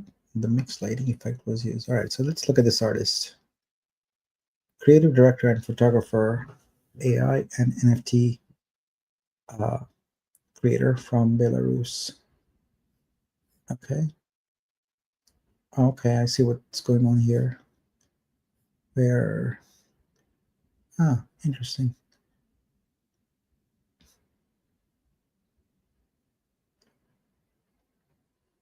Interesting concept. I just wanted to see whether the price point was justified.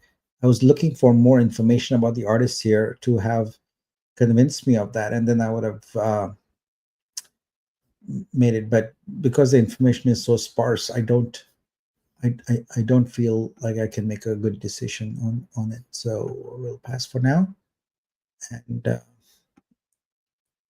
yeah, the metadata is so important because when it comes to any kind of uh, decision making, it's the tipping point.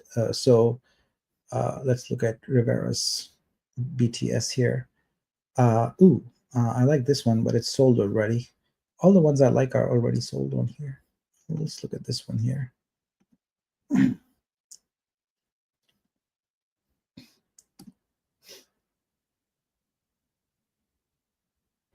See, I really like this. This gives me so much context and so much information about how the work was put together. It's a build-up video, no doubt, but yeah. See, now this is it. It goes really behind the scenes. And Yeah, Rivera is such a prolific beautiful. artist. Sorry. Said that's just beautiful.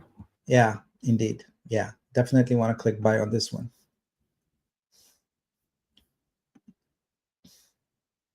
So guys, it's important to remember that you could be spending time on Twitter and etc. and trying to paste your artwork and getting artists to see it, but sorry, patrons to see it. But you could be much more effective if you spend that time really putting together a compelling consignment, your metadata, your BTS video, etc. Honestly, I tell you, you spend an hour or two on that, and it makes more impact, a bigger impact than if you are, spend hours on Twitter or Instagram or whatever trying to sell your work. Uh, on our platform, we'll get the patrons, and we're not there yet, but we are working on it. We'll get the patrons to your artworks, but you have to help us out. You have to make your work marketable, and the only way, uh, we've given you all the tools to make it marketable. It's up to you to use it. If you choose not to use it, we can't get to our goal of giving you sustainable income. It's all we do all we can do, but you have to help us out. You got to spend time finessing the metadata, finessing, posting the BTS, etc. And very soon we'll unlock the augmented reality. You should add a secondary content.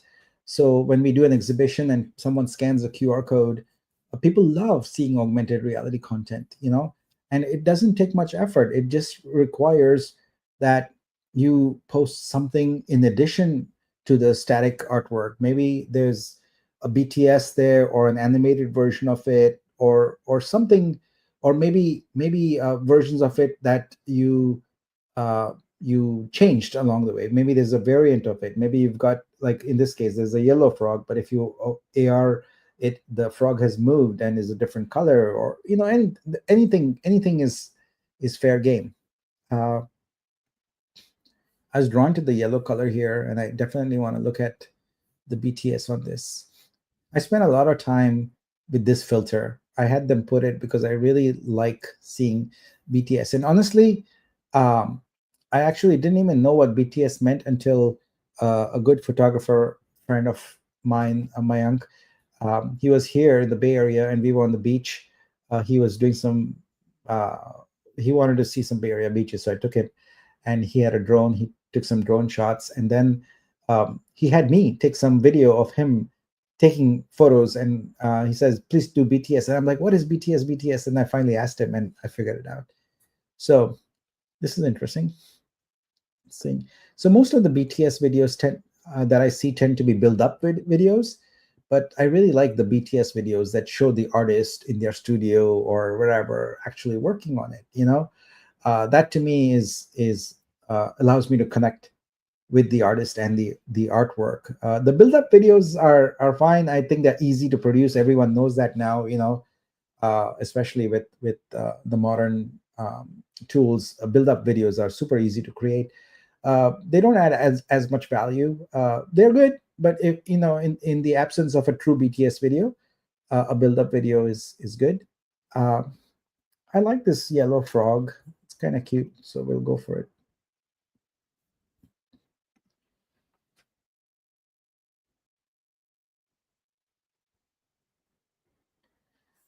Someone says, can we have a tutorial on how AR is done?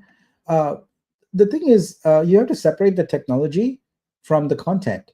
All you got to worry about is really the content. You got to think about it this way. My artwork will be printed somewhere or shown somewhere on a screen, on a bag, a hat, and someone should who would hold the phone to it.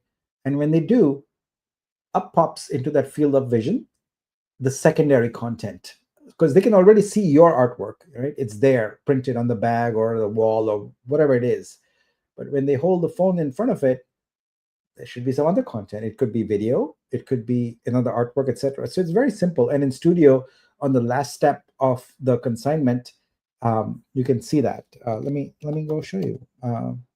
Studio.Vitruveo. So we're going to unlock that very soon here, and it would be a good idea for you to start putting that content in there. I have not taken the time to actually um,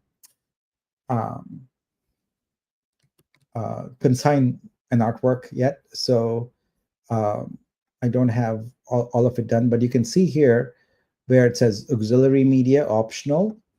So that's where you can upload an AR image, upload an AR video, a BTS image, a BTS video, and we'll soon unlock code zip. Uh, that's where we want to do generative art and things like that, where you can put any JavaScript code in there. But this, all you got to do is put one or both of these. That's it. Something interesting that when someone scans with their phone, it will pop up. So we're going to unlock that. As you know by now, probably, if anyone of you have experimented with augmented reality, most of the platforms that are out there, I think there's one top one, they charge you money for that. Obviously, we are not going to charge anything for that. It's free. I believe the existing platforms charge by the number of views, which we don't agree with. So we'll be creating a viewer, and it'll be web based, so you don't need to download anything. That's another thing with a lot of the viewers out there. You got to actually download an app before you can view the AR content, and we don't believe that people are gonna love to do that. So we want to make it where someone's at an exhibition in a gallery or something, seeing your art, and they see a QR code, they scan it, and boom, your AR content is right there. You can go look at. I'll find it for you. One second. My X has a bunch of AR content that's available that from the experimental stage. So let me find one of those, and yeah, like for example, here's let me get to it. So here's one of my posts where I shared. Come on.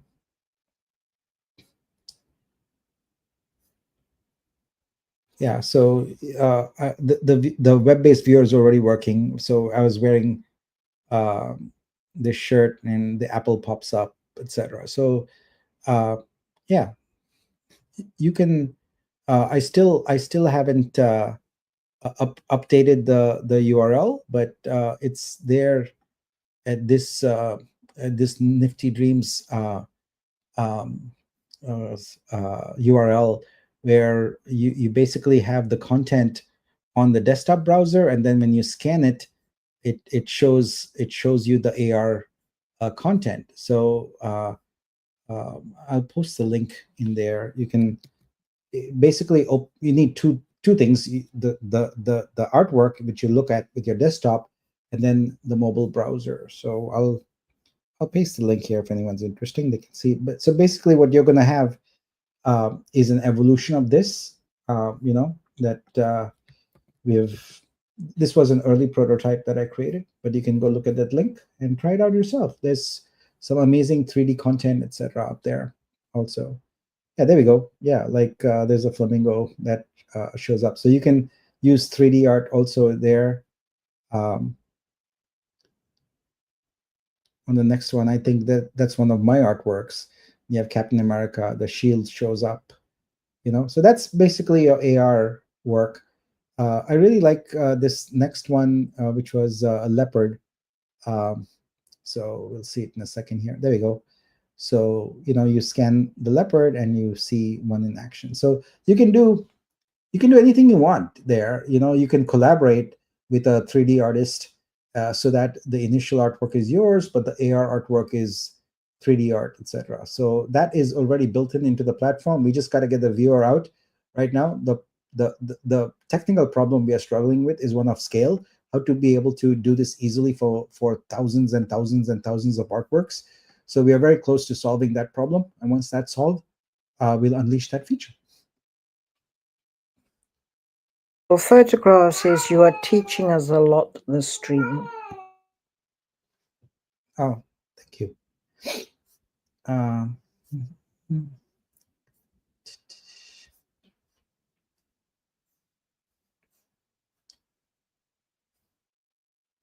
let's look at Yulia's works. Yulia's works are definitely high price, but they're also pretty cool, pretty good.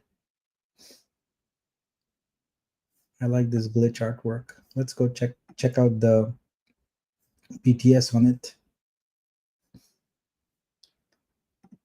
Here we go. This is the content I come here for. Okay, so that's the raw shoot. Then it's so interesting.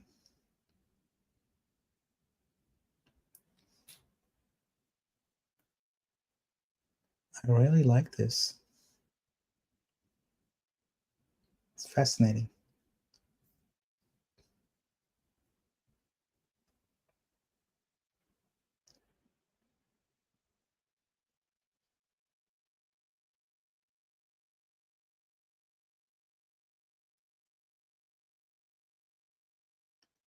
Oh, it's interesting to see here the thumbnail where it's mirroring the motion.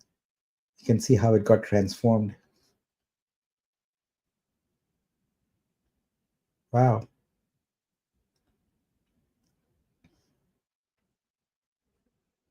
See, now watching this BTS, it gives me context and says, okay, I can see why she priced it the way she did. That makes a lot of sense, because there's a lot of work that went into this, props and models and everything. What do you think, Mystique? Yeah, I was just going to say this must have taken some time to Yeah, get all this together. this is great. And for me, this is an easy click.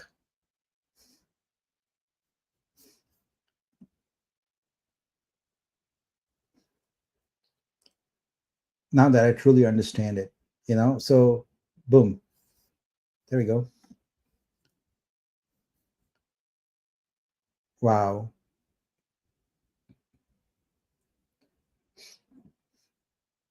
I mean, that is just incredible how all of that has been so meticulously blended together to come up with this final piece.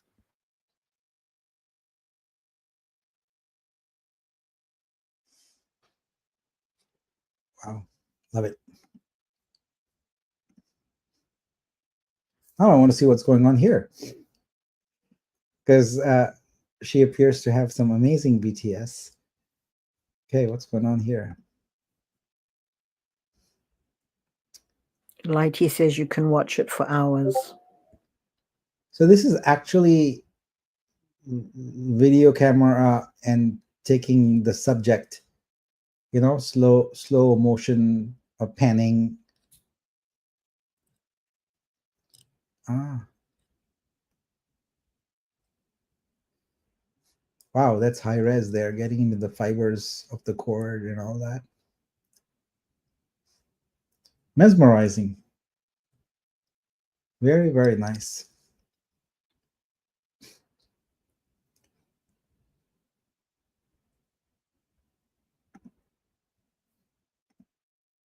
What's it transformed into?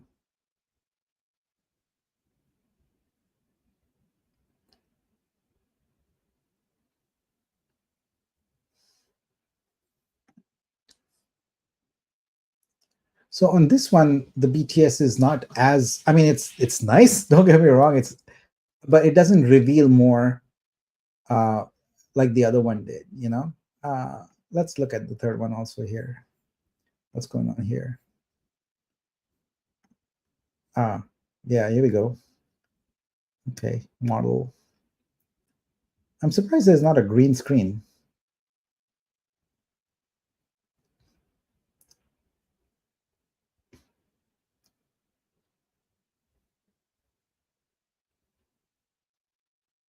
Very nice. Good job, Yulia.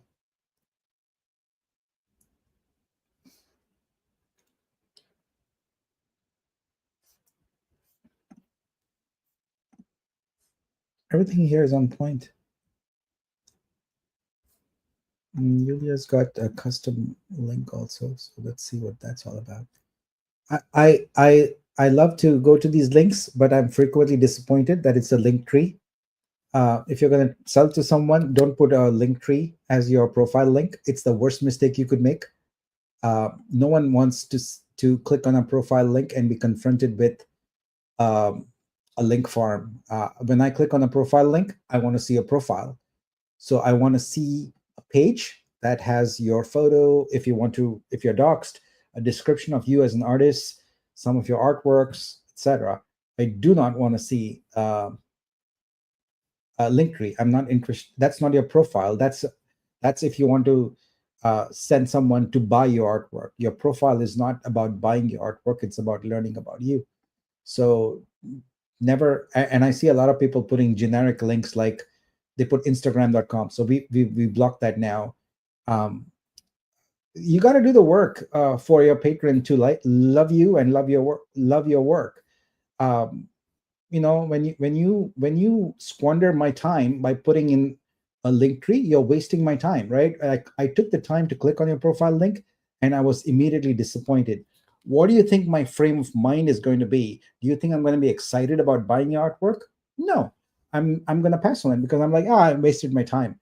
um you know so just when you take some of these actions, think about the frame of mind you're going to put the buyer into. When you post on X, I haven't had a sale and blah blah blah. Think about the frame of mind that puts a buyer into. They are no longer interested in you. You put them into a negative mindset. So be positive. Uh, don't don't waste the patron's time. Be respectful of people's time. Um, if you're going to message me, don't write a book. Write 2 sentences. I don't have time to read a book. But unfortunately, most artists are very verbose. They Brevity is not something they are good at, and business people are use brevity. The if you can't say it in 1 or 2 sentences, you cannot say it in 20 or 200. I assure you of that. So if you want me to look at your work or anything, 1 sentence is going to get you the result you want. 200 sentences, 20 sentences, I don't even bother to look at it. This is amazing. I love this artwork. I don't know how I found it, but I really like it. Wow. So That cool. pops. The colors are just incredible. Yeah. So I haven't looked at my DMs in a while. Um, but I can tell you that if I do click on it and I see a wall of text, I'm like, nope, I'm not going to read that. Uh, I'm not sure why this is not working. Come on. I really like this one. I want to get it. So, let me see if there's an error that occurs.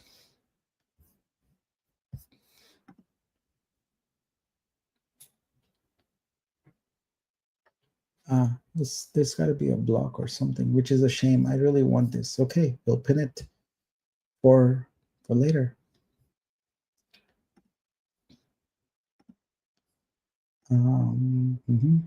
Mhm. Remember, you get more results with less. Um, Brevity is important in any kind of business communications. Forget about just art and Web3 and all of that. Any kind of business communications, brevity is very important. Figure out what you need to say in uh, as little text as possible. Let's go check out Southern Pride. Oh wow, got some good, interesting animations here. All right.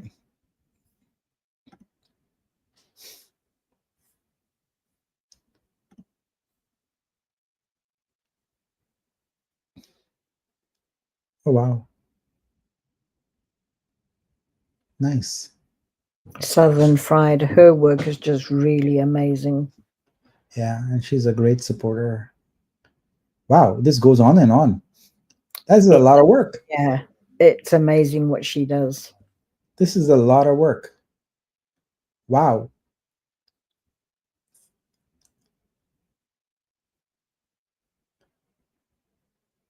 Oh, all right. That's got to be a buy for sure.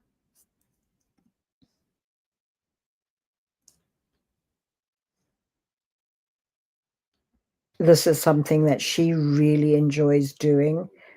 she's so focused on what she does here.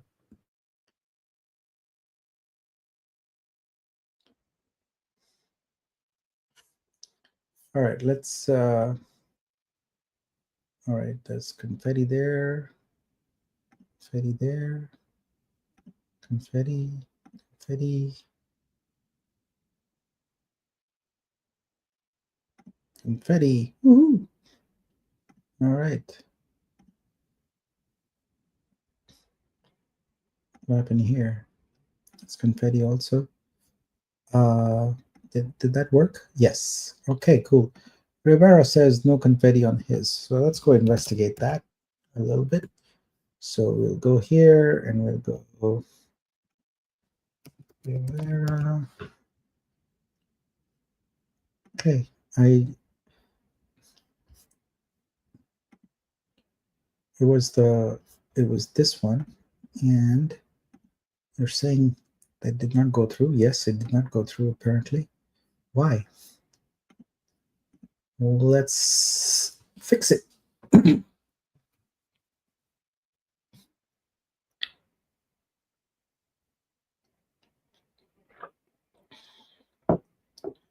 All right, there we go. Fix the problem. I gotta look at another message here real quick.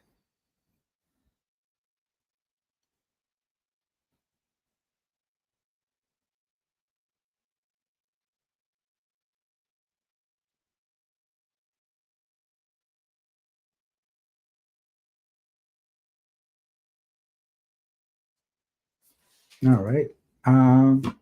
Okay, I'm glad I fixed that. I hope you're happy, Rivera. Okay, so we looked at Southern Fried's work. Okay, let's look at one more BTS and then switch gears to some other technique for finding artworks. So we tried keywords, we did BTS. Now we can go into styles and mediums and things like that. I think that should be our next one. I love Sienna's work. Definitely love it, but sold out, so don't have a choice there. Let's look at Squire Fred. Is that right? Did I read that right? Where is it? Just saw it here. Squire Fred. Okay, there we go. Dun, dun, dun, dun, dun. All right, so we are approaching 3 fun hours of art buying here. We'll go and look at our damage done in terms of our what's going on here. Now, see, this is all right. So don't do this, folks. Don't. This is frustrating when you go and see that the BTS is nothing. It's not really BTS, so it's a little frustrating. So try not to do that, please. Okay, so we'll click out of here, and let's take a peek at our number. Ooh, that was in the 20, right? If I'm not mistaken. It was. 20 something Wow. and 238. So we're very close to 250 here. Wow. Yeah, see, this still says 224. That's weird. Oh, that's the whole. Oh yeah, that's correct. It's rounding up 8 to 4. I'm like, what is wrong with that? It's correct. It's accurate. Good all around. Our circulating supply is down. So if we hit our next goal, which is the next 500K, this will be under 6 million, which will be so amazing. All around good. Let's see. What's price point is hovering there at around 30, which is great. We've got green That's candles coming beautiful our to way. see. Okay, so the next thing we'll do is let's go with physical art. All right. Now this is where it's very important that you are accurate. Don't say physical art if it's digital art. Don't say digital if it's physical, and vice. Be accurate. Metadata is important. If I sound like a broken record, it's because it's so important. We've built all these features so that your art can be discoverable. Trust me, when we enable the streaming, think about the consumer in their home, um, on their phone, choosing, I want to see on this screen, blue artworks of ocean themes that are physical artworks. And they hit go. And your artwork shows up and it's not blue themed, it's not ocean, it's not physical artwork. There's going to be a sense of disappointment. And, um, ultimately our moderators will remove your artwork from the streaming license, because quality is really important. We don't want to be disappointing our the customers who will be paying customers for streaming, etc. So the it's on you to be 100% accurate, when you provide your metadata. So I cannot emphasize enough, spend time on your metadata. That's all we expect you to do. Create your artwork, invest in your metadata, make sure it's all good, get the bts in there, etc. Create that, and you're done. You don't have to think about your artwork anymore after that. We will take care of the marketing, we will take care of the packaging, we will take care of getting the audience to you. But the less time you spend on it, the harder you make our job, and the more likely it is that you're going to be filtered out.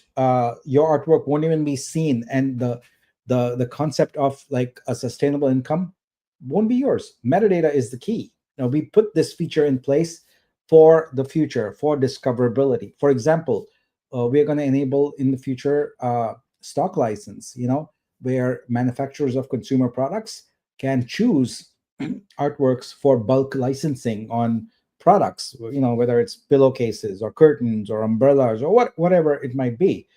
Again, if your metadata is not accurate and they end up seeing stuff that's junk, that's not, when I say junk, I mean not appropriate for the filter they have chosen, uh, they're going to be upset and disappointed. It's a bad UX all around, and we won't allow that. We want high quality experience for our customers, and so that's when you're going to find more and more artists are going to find their artwork behind that last card. If you've seen the last card in search, artworks basically hidden because moderators saw a problem with the metadata, saw a problem with the quality of the artwork, etc. So right now, we are still in kind of development. So we are being very liberal with it and letting things slide.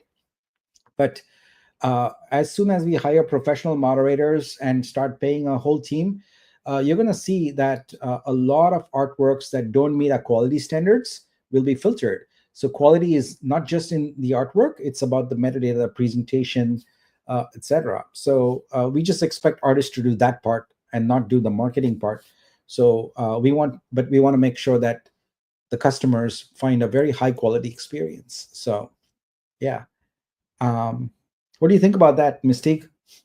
No, I agree, definitely. Top quality is what is needed.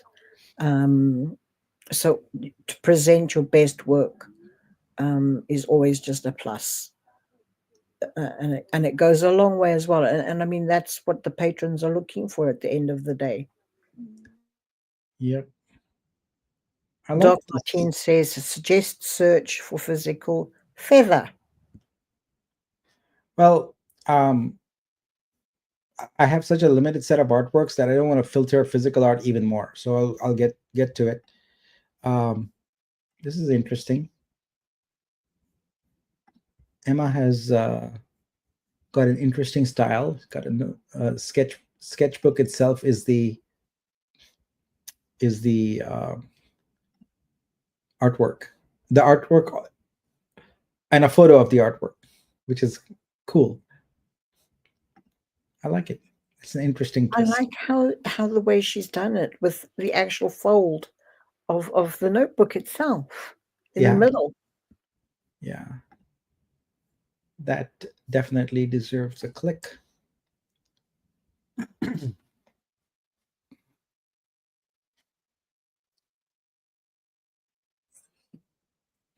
Let me see how we are on budget here. Ah, what was it, like 25K or something when we started? So 14, 14 to go.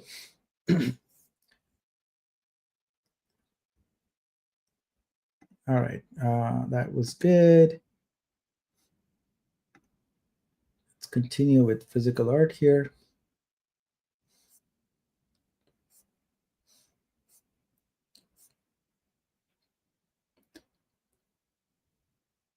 I'm uncovering some things I hadn't seen before. So let's look at this. What is this all about here? This is Adam and Eve. Is this Adam and Eve? No. What is it? It is, right? It's the apple. Yeah.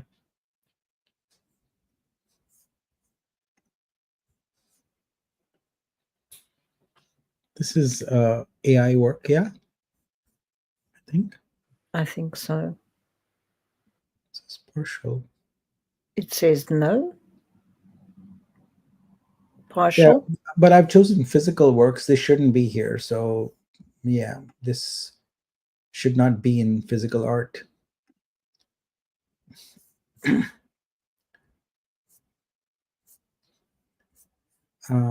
We have only 4 pages of this stuff, so let's go. All right, these are all the sold ones. Wow, some good ones here.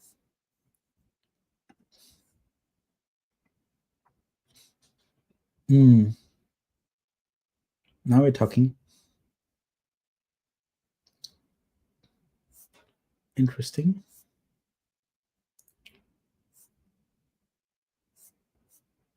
Some fairly unique things here.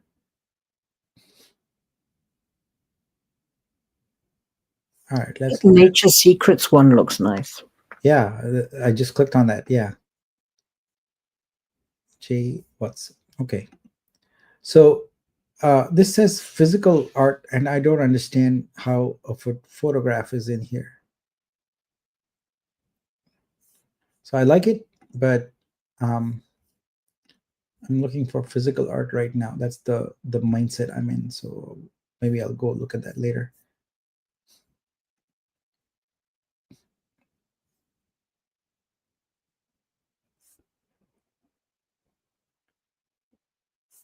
So where was the nail one? Ah, there we go. Let's see. What is this? What is going on here?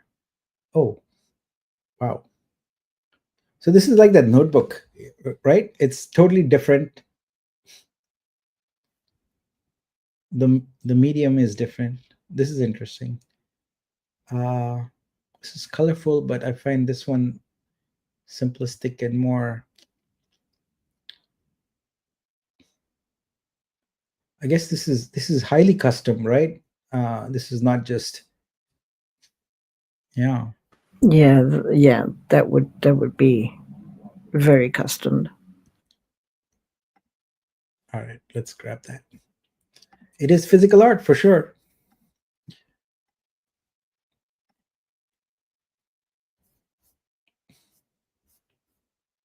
Hey, exhibit, keep my page. I gotta talk to the developers about that. Um,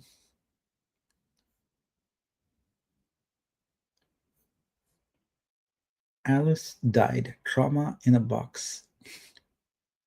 Are these all one theme? Interesting. Alice died.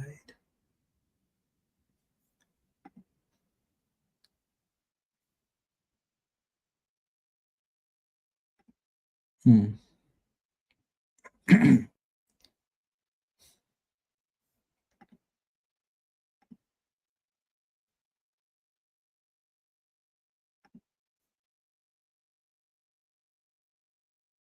Oh, this is unique and interesting.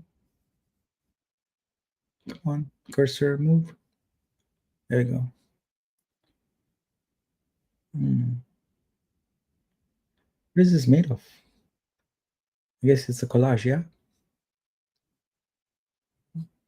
It's unusual. Mixed media. Interesting. Lighty says, I always thought, what should I check for my make artworks? Is it physical or digital at the same time? Um, Well, your art should be what you check. So if it's both physical and digital, I would check both the boxes, but do not check a box which it's clearly not. Like as we are seeing here, some digital works that are purely digital having physical checked. So that's a no-no. See, this artist has done the metadata so well. They've put the short description here. They've got the long description here, which really talks about their journey and how their artwork is, uh, it's a personal. It's their story, but I like it. They've got a profile URL the way I expect to see. I go and see. This is beautiful. I go and learn about the artist and I see their artworks and I don't see a link tree. A link tree I'm allergic to, and it causes an intensely negative reaction in my mind anytime I see a link tree link. This is beautiful. We thought about introducing our own capability for profile pages, etc., but we realized it's not a high priority for us because it's very easy for artists to find other places to do it. We are focusing right now on the commerce aspect of it, but this is really well done. Wow, they used a lot of medium. This a ton of wow. Look at the tags: trauma in a box, healing through art, emotional art, um,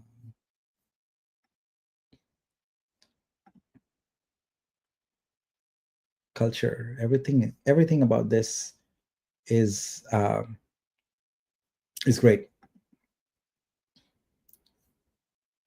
The only thing I would have done is for this particular thing, it would have been so cool to see the BTS putting it together. That would be Yeah.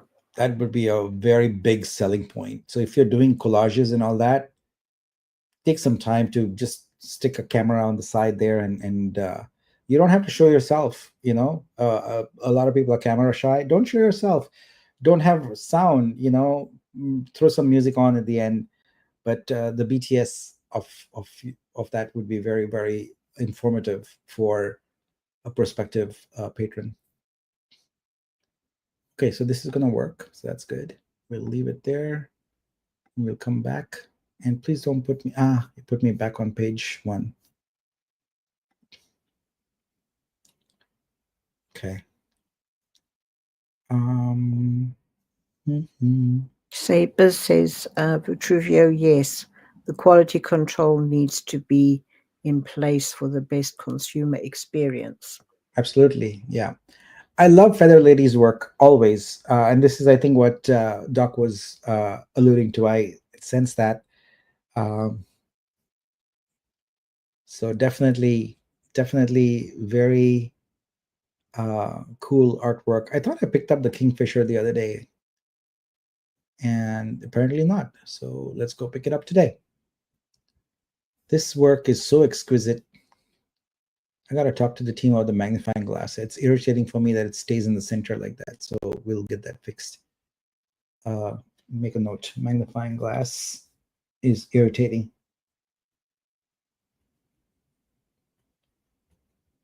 Doc says, yes, you found her work. Yeah, it's just exquisite.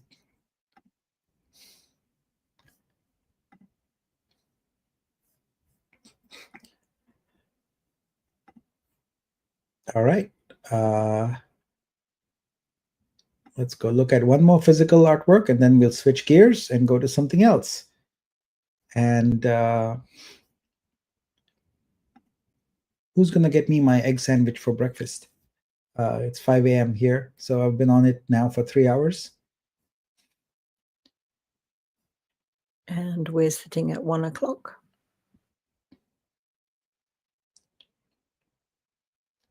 I like Minus's work. But most of his work is digital, so it's interesting to see some physical work here. Wow. Oh, and it's pretty interesting to note that he's transformed this technique into the digital variant of it also. the geometric female form. And I know a few friends who have modeled for that, so it's kind of cool. Uh, yeah, it's definitely an artist that I love and respect his work. Uh, you know, so here we go. Okay, let's see if we got confetti here. Meanwhile, confetti for Feather Lady. Woohoo! And trauma in a box. Trauma in a box. What is going on? Confetti. Bam. And Let's Art Neon gets confetti also. And I forget this artist's name. They get confetti. What is their Emma? Emma. All right, Emma. I have to remember because I really like your work. And Minas gets confetti also. Very good. All right, where's the needle? Where's oh look, price jumped to 30. Two oh wow. Ow. Nearly at 2.5. We are at halfway there. Nice. So let's make that our goal, yeah? Let's try and get to at least halfway point, and uh, and then we can get hopefully by then the rest of the communities uh, stateside is awake, and we can get all of Europe and all of US going and get to the second part of the goal. So it's not very Photographs. late for you right now, right? What it's afternoon? Yeah, it's just gone 1 o'clock in Okay, the yeah. So afternoon. we got plenty of time uh in the day. Oh wait, but the deadline is today, isn't it? Oh wait, we passed that deadline. We met that deadline. What am I thinking? We don't have a deadline anymore. We are just trying to get to our goal now, a secondary goal. So we're good. Um, I gotta. Tina is a great supporter. I love her work. So definitely gotta um, look at one of these here. Higher frequencies.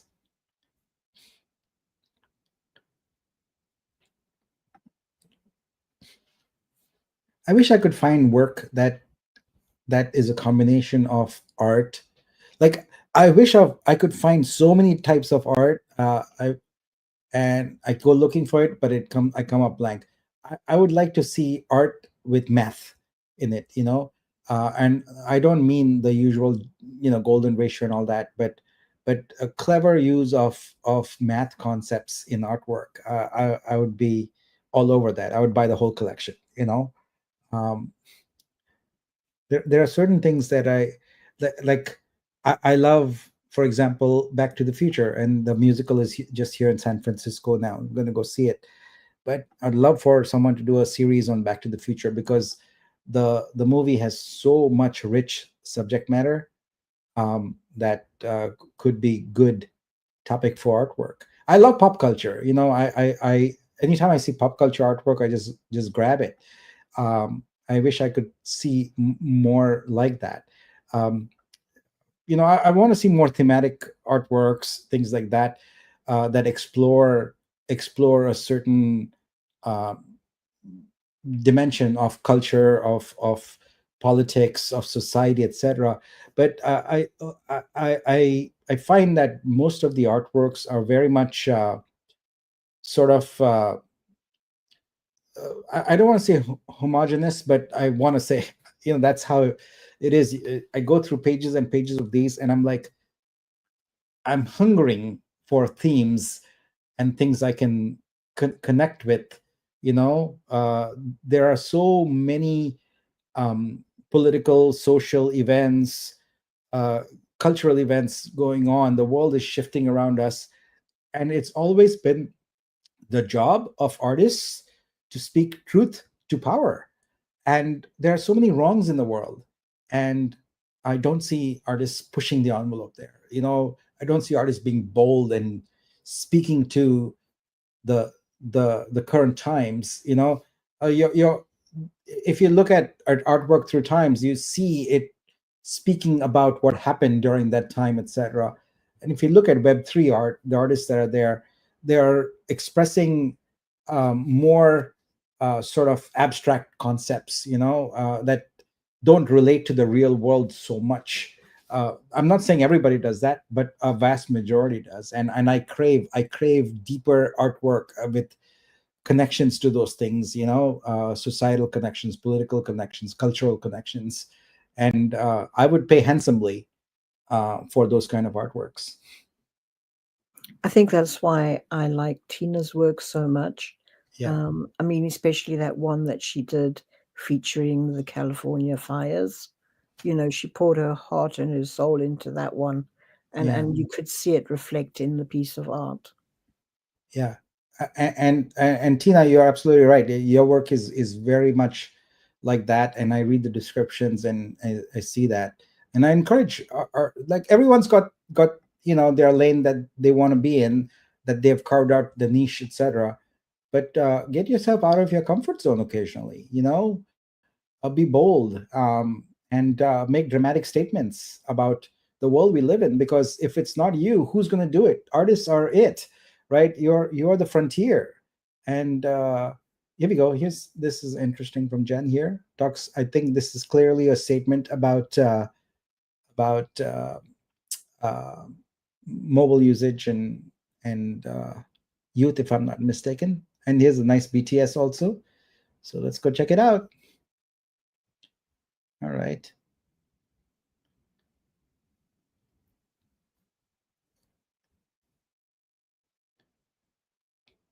I like that there's a BTS, but my feedback would be to actually make the BTS.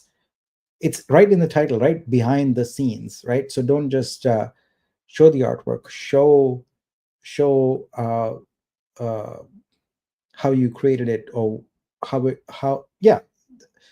And in your descriptions, don't just state what it is, because the viewer can see that. Talk about the depth of your art. Where is it coming from? What's it about? What does it make you think? What did it make you think? I know I can interpret it however I want, which is the whole point of art. um, yeah, so I was correct about the interpretation of the artwork. uh, it's about a statement about it. And so, like, I like this. I like it's a statement about our times. So that's good. I like that. Well, Gus says good morning from Florida. All right. Yeah, it's 8 a.m. in Florida. Good morning. Lady Shad says, show your tools and materials. Yeah, it's a good point. All right. So that's that. Now let's go and look at some other techniques and things like that. Maybe medium. Uh, what do you think? What do you think? Oh, category. Category would be good, I think. Illustration. I like Yeah, illustration. illustrations. Okay.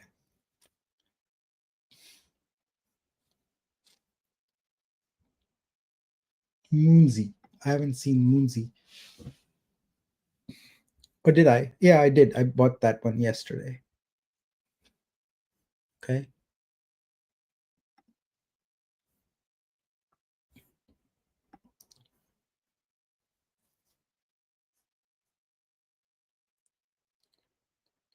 I'd like to see more done in oils.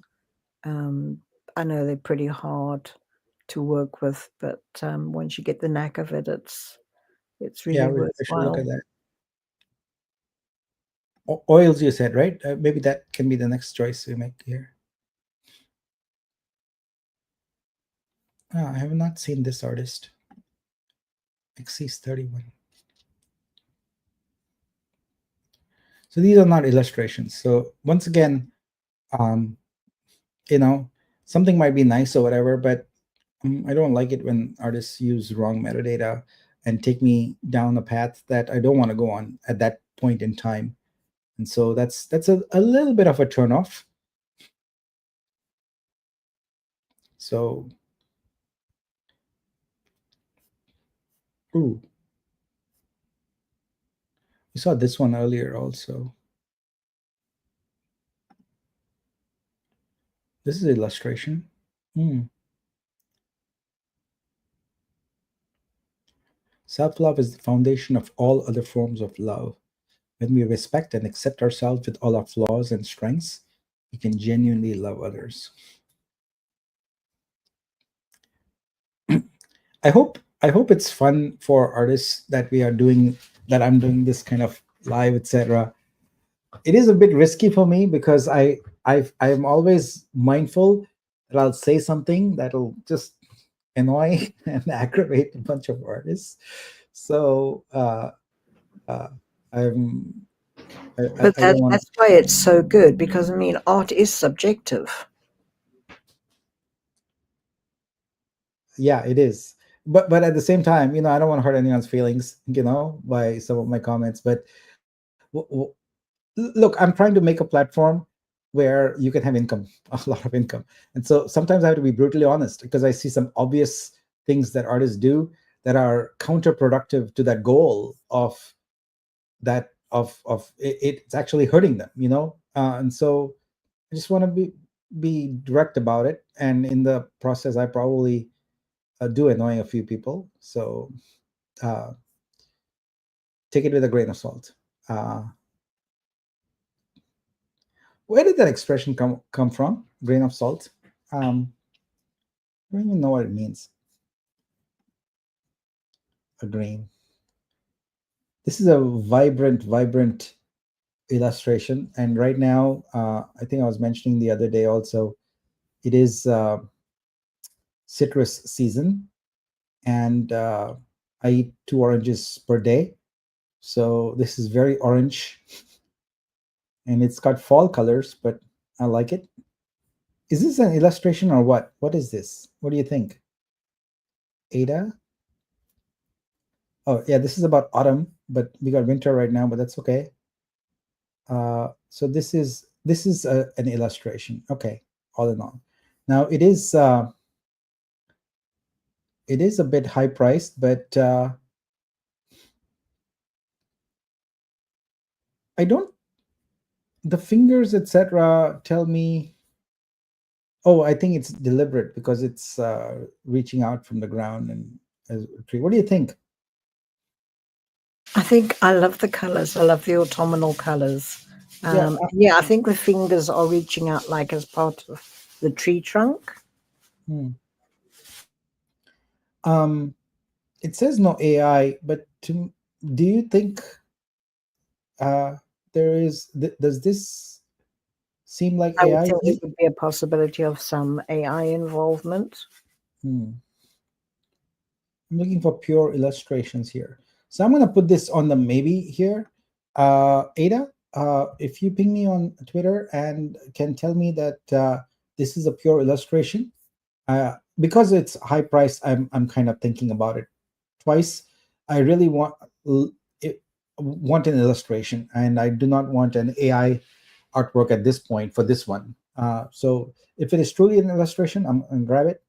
But if it's an AI work, then for right now, I'll pass on it. And again, I don't want all the AI artists to be upset with me. Like I said, my threshold for AI is higher. That's it.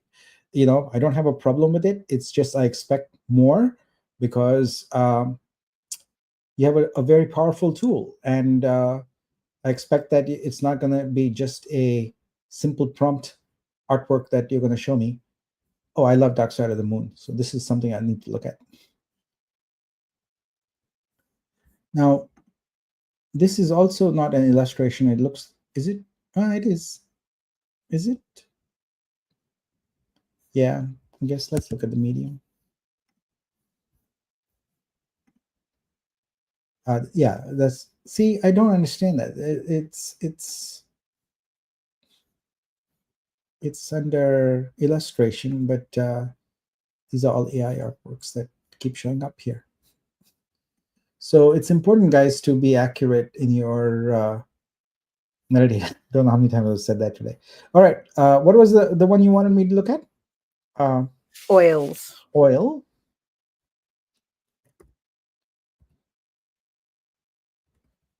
Why don't we have oil here? Oh, that would be in material, in in material, right? Okay, this is category in medium. Oil. There we go. Oil. Okay, so this is asking, are we still able to purchase with VUSD? I tried to make a purchase, but license tab lights up and grays out, so not able to make the buy. Yeah, it might be because of the constraint that every vault has. Every artist vault has a fixed number of VUSD purchases that can be made against it, and so they might already have had too many purchases, and so you can't do it with granted VUSD, but you can do it with purchased VUSD. So VUSD that was paid for, you can do it for that.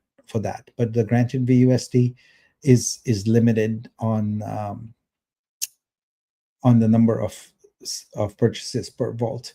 I see some exquisite works here. So that this one's great. I see. I really like the one with flowers here.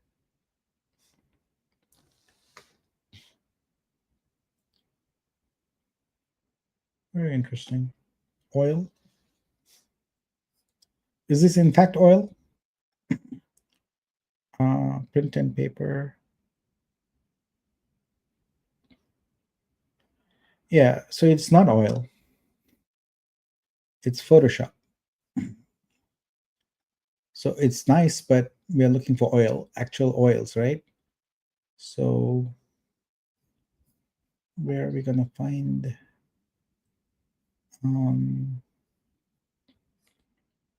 This doesn't look like oils to me.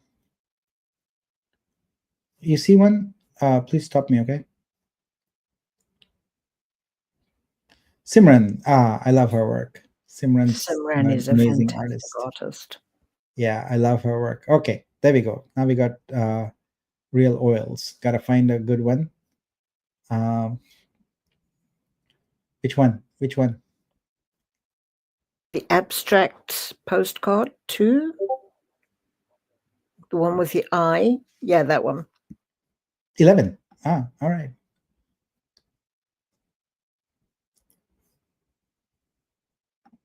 Really nice. And what is the material Simran uses? Acrylic, oil. It's a combination of things, yeah.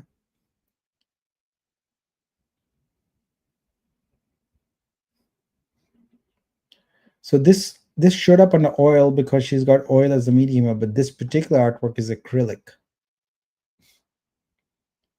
But it's nice. I'm gonna grab it since we discovered it.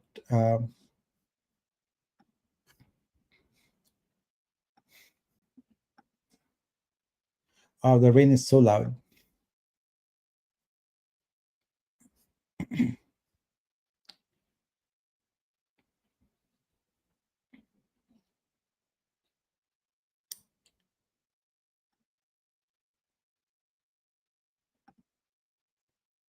Mm-hmm.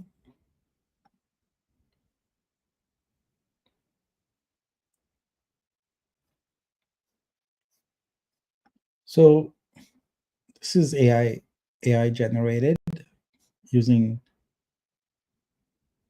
oil as a type, as a style. That would be my guess.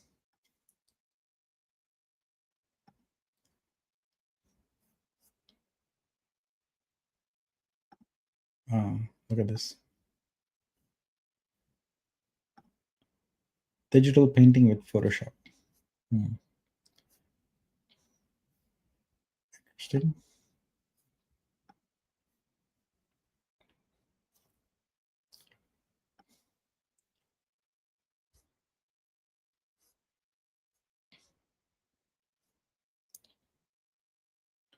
I see a lot of AI artworks, but I don't see too many that rise to the level that I'm looking for. Oh, Seendorf is a good artist.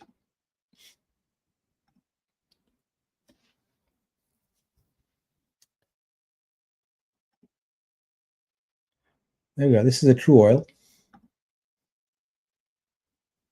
Interesting. What's it called? Beautiful Little Things, 3 blue. Yeah, it is used the impasto technique. Mm.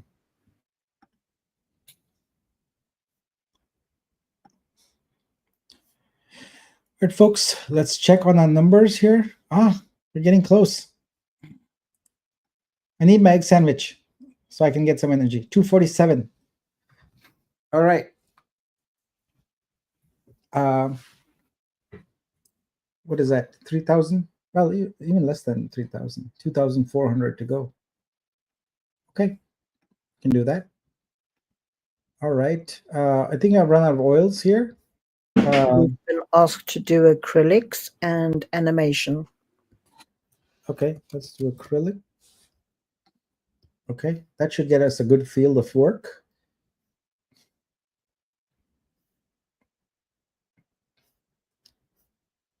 While I'm scanning this, I'm also looking for artists that I have not encountered before. So, all right, so this artist has some high price works. Let's figure out what justifies it. It's entirely possible that they are web 2 kind of artists coming into the field here. Yeah, looks like it. They're a teacher, they've had group exhibitions. Yeah, and wow, they've got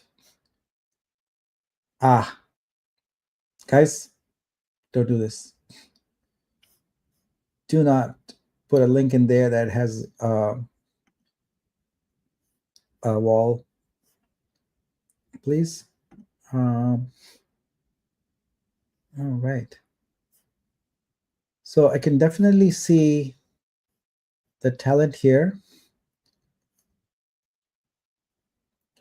Now, one thing I would suggest is if you have a physical artwork and you're putting it up as a digital collectible, then if it doesn't require it, don't include the frame and things like that, because it really makes it hard to use that artwork in as a digital work. Like I can't effectively use this artwork anywhere for display or anything like that because of the frame that's there. So my suggestion is you properly crop your artwork. If it's a physical artwork that you're marketing as a digital collectible, I would have clicked buy on this one, but it gives me pause because I can't use this. When I say use, I mean I can't display or enjoy this as a digital artwork unless I go and crop it myself, which I don't want to do because that's not what the artist that would be not what the artist intended. I get that. So do justice. Make sure you provide the artwork in a format that is for the medium you're marketing it on. Blue Moon. Let's see what this is about.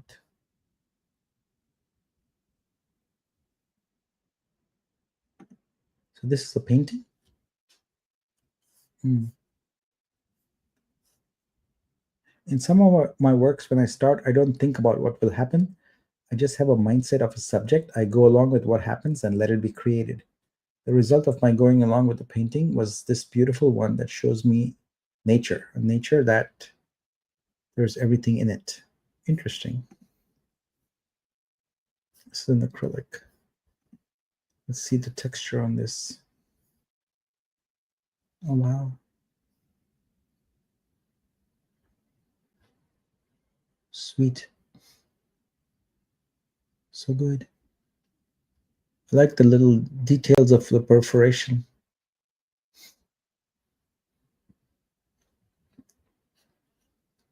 Very nice. All right, this one, let's grab it.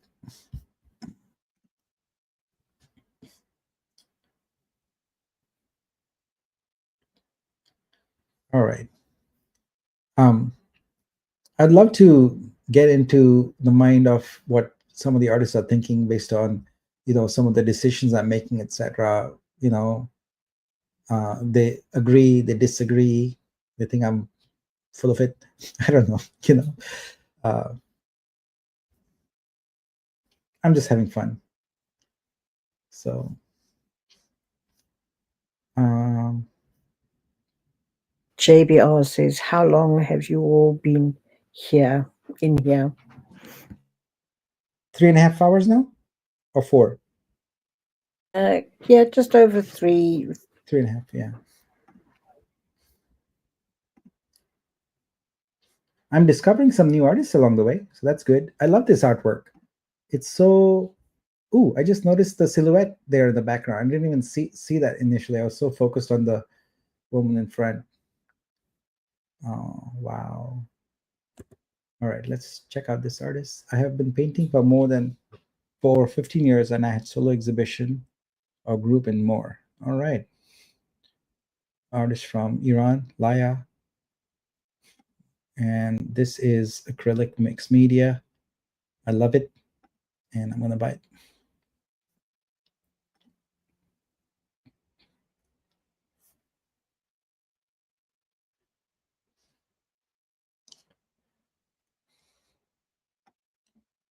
I could do this every day, except I think every day I would probably aggravate a few artists. So, uh, hey, look, boom, mission Wow. accomplished. Yeah, that's great. This is good. So, and also let's not forget that we moved the needle on vibe. Also, I did not look at the beginning, but I'm sure we increased that number. You know, but this is really cool. We are we are more than halfway there on our second goal of 500,000, and I bet we'll get there today. Okay, I think I want to wrap things up here. Buy a couple more, and then wrap things up. So maybe what I'll do is I'll do dealer's choice. That's what we say in poker when the dealer gets to decide what the game's going to be. So let's do dealer's choice here. And yeah, I think I'm going to do two things here. We're going to get some animations. We're going to get some nudes, and that will be it. So let's look at some animations here. Dum, dum, dum, dum. What's going on? Don't tell me there are not enough animations. Here we go.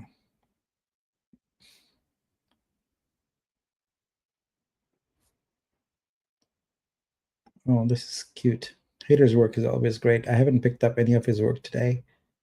So, Batgirl. Chibi Batgirl. All right. I'm down for that.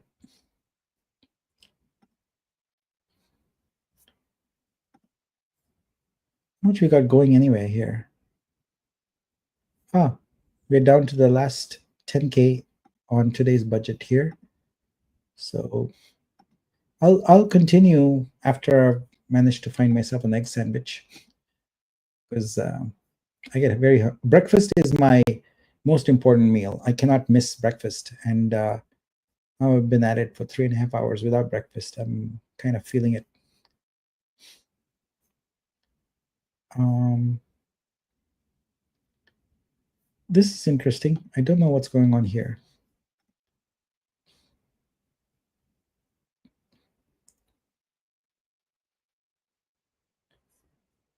I like it, but I'd have to think about it a little bit.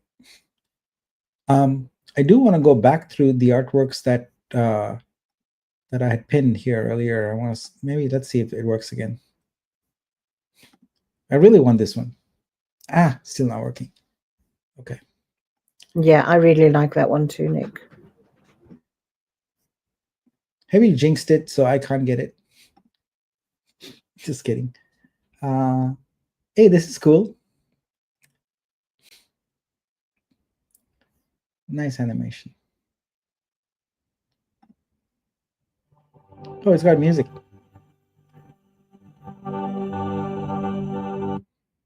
Space birds. All right.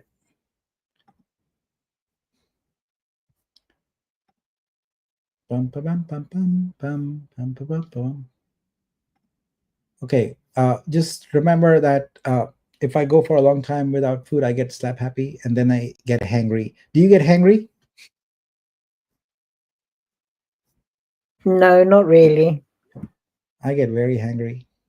Oh, here's another Alice died with amazing, and Jonah Waldy also. I'm not a fun person when I'm hungry.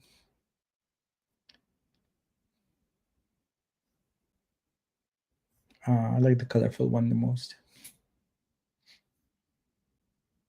Hmm. All right, that's good. Animations. And let's go. We'll kill that. Let's go look at some nudes here. We say nudity, yes. And what? There aren't any. That's interesting. Why are there not any? Oh, I know why. This is the bug I was telling the team about, that it locks in on a creator and then doesn't show all the artworks. So let's do this. What we got? We got anything exciting? Anything I haven't already? I've scanned through these already. Love Igor's work. We'll go back to it. This is interesting. I haven't seen. Um,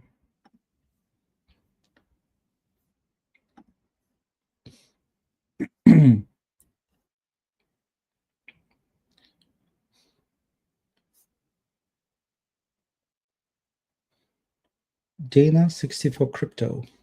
I encountered this work. Interesting. Red is a color that inspires, excites, and empowers. Ladies in Red collection is a celebration of these strengths. This was a digital drawing with AI and Photoshop enhancements. All right. Folks, remember that as we enable print, we're going to be more stringent about that license. So the proportions matter.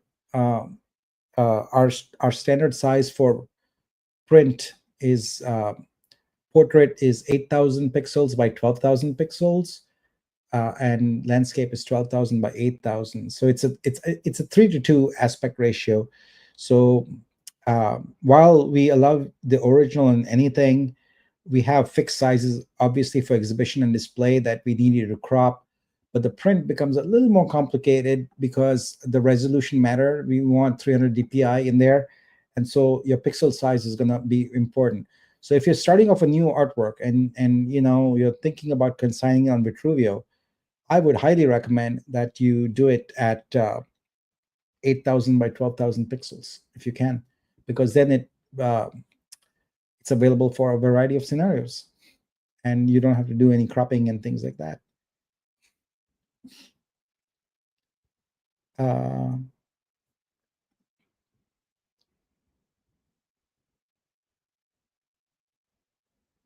Lover's Tomb, Wings of Imagination.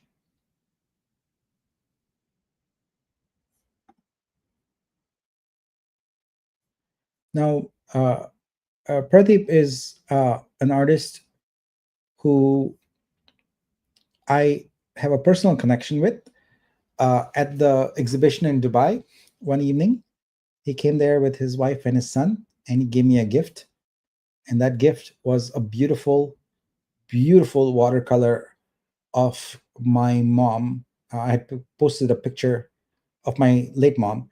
I posted a picture in Twitter, and he had done his own interpretation of it, and it was so mind blowing. It brought it. I started crying, right there, and it now hangs in my home. It was a wonderful and really thoughtful gift, and it was so well done, so well executed. Um, much respect for him as an artist. Amazing. Uh,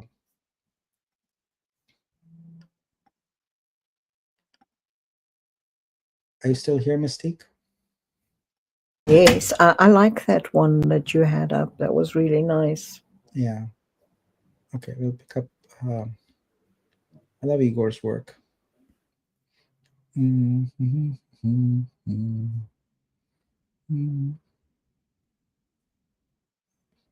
I like that one of Anna, the first one. This one? Yeah. Mm.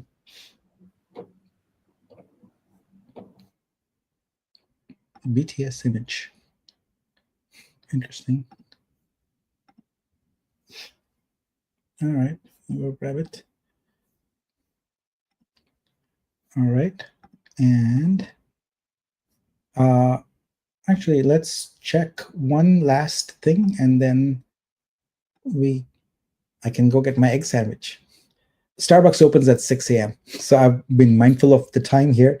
It's 5:38 a.m. right now. Why is my thing not Well, working? Gus says, don't get hangry. Yeah. So my mornings are very full and they're very structured. I have I have standing meetings pretty much all morning. So my mornings are so structured. They're by the minute. I pretty much drop off my daughter at school, come back. Uh, I have a mini breakfast when I wake up, usually at 4:30 or 4, and that's just a little bit to keep me going. And then I have my real breakfast after I come back home, and then immediately we have a stand-up call with the Brazilian team every single day at 9 a.m. Pacific. So that goes on for an hour or so, and then depending on the day of the week, we have a mod meeting. But then Mike and I have a meeting after that, and so usually. It becomes noon when so I have already put in from 4 a.m. to noon uh, before I get a break, uh, you know, uh, and then my afternoons are more flexible in that I have ad hoc meetings and things like that. So what I wanted to do was select photography here. Da, da, da, and see if there's anything that's compelling that comes up that catches my eye.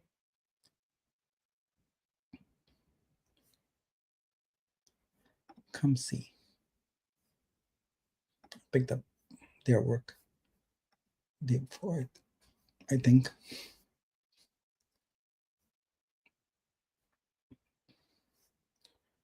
All right, you know what? We'll have my dear friend Kafil have the last word for the day.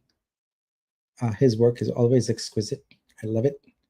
Um, I do like his black and whites, but right away here, I'm drawn to I this was one. just going to say that one. Yeah. So, Kafil, you have the last word for the day. Boom, confirm, done. And where are we? We moved the needle to 260. We made got a good haul here today. It's Yeah, been an incredible 3.5 hours. yeah. Um, I rambled on a little bit. Sorry, it's middle of the night, kind of. Uh, but I had a lot of fun, and I hope you had too. If you like it, I'm happy to do this more often. I love. Yeah, I'm, sure. I'm Definitely up collecting for art it. anyway. So my goal for 2025 is $1 million. So that's the minimum. That's the floor. Probably go higher than that, but I want to do at least $1 million of artwork collected this year. So Well, I uh, know a lot of the creators that were in tonight or this morning all appreciated all the information that you were giving, and that they seem to have learned a lot. So yeah, all good positive comments. yeah, one of the things that I've been thinking a lot on, it's not a technical problem, it's a business problem. Let me show you what I'm talking about. So I'm going to go to foundation, and um, let's see here. I need to find my wallet that I want to connect with. It's not that one. 1 second. It's that one.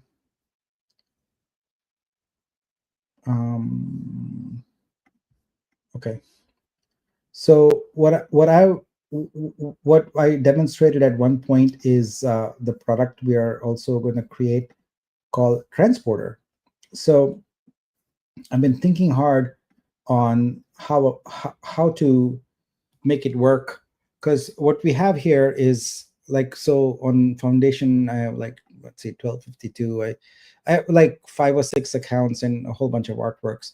So I've been trying to think of what would be the most seamless, permission oriented way to be able to bring these artworks over, and have a lot of different ideas.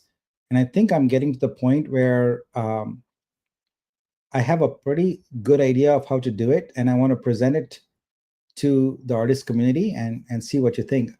I want it to be very sort of permission oriented.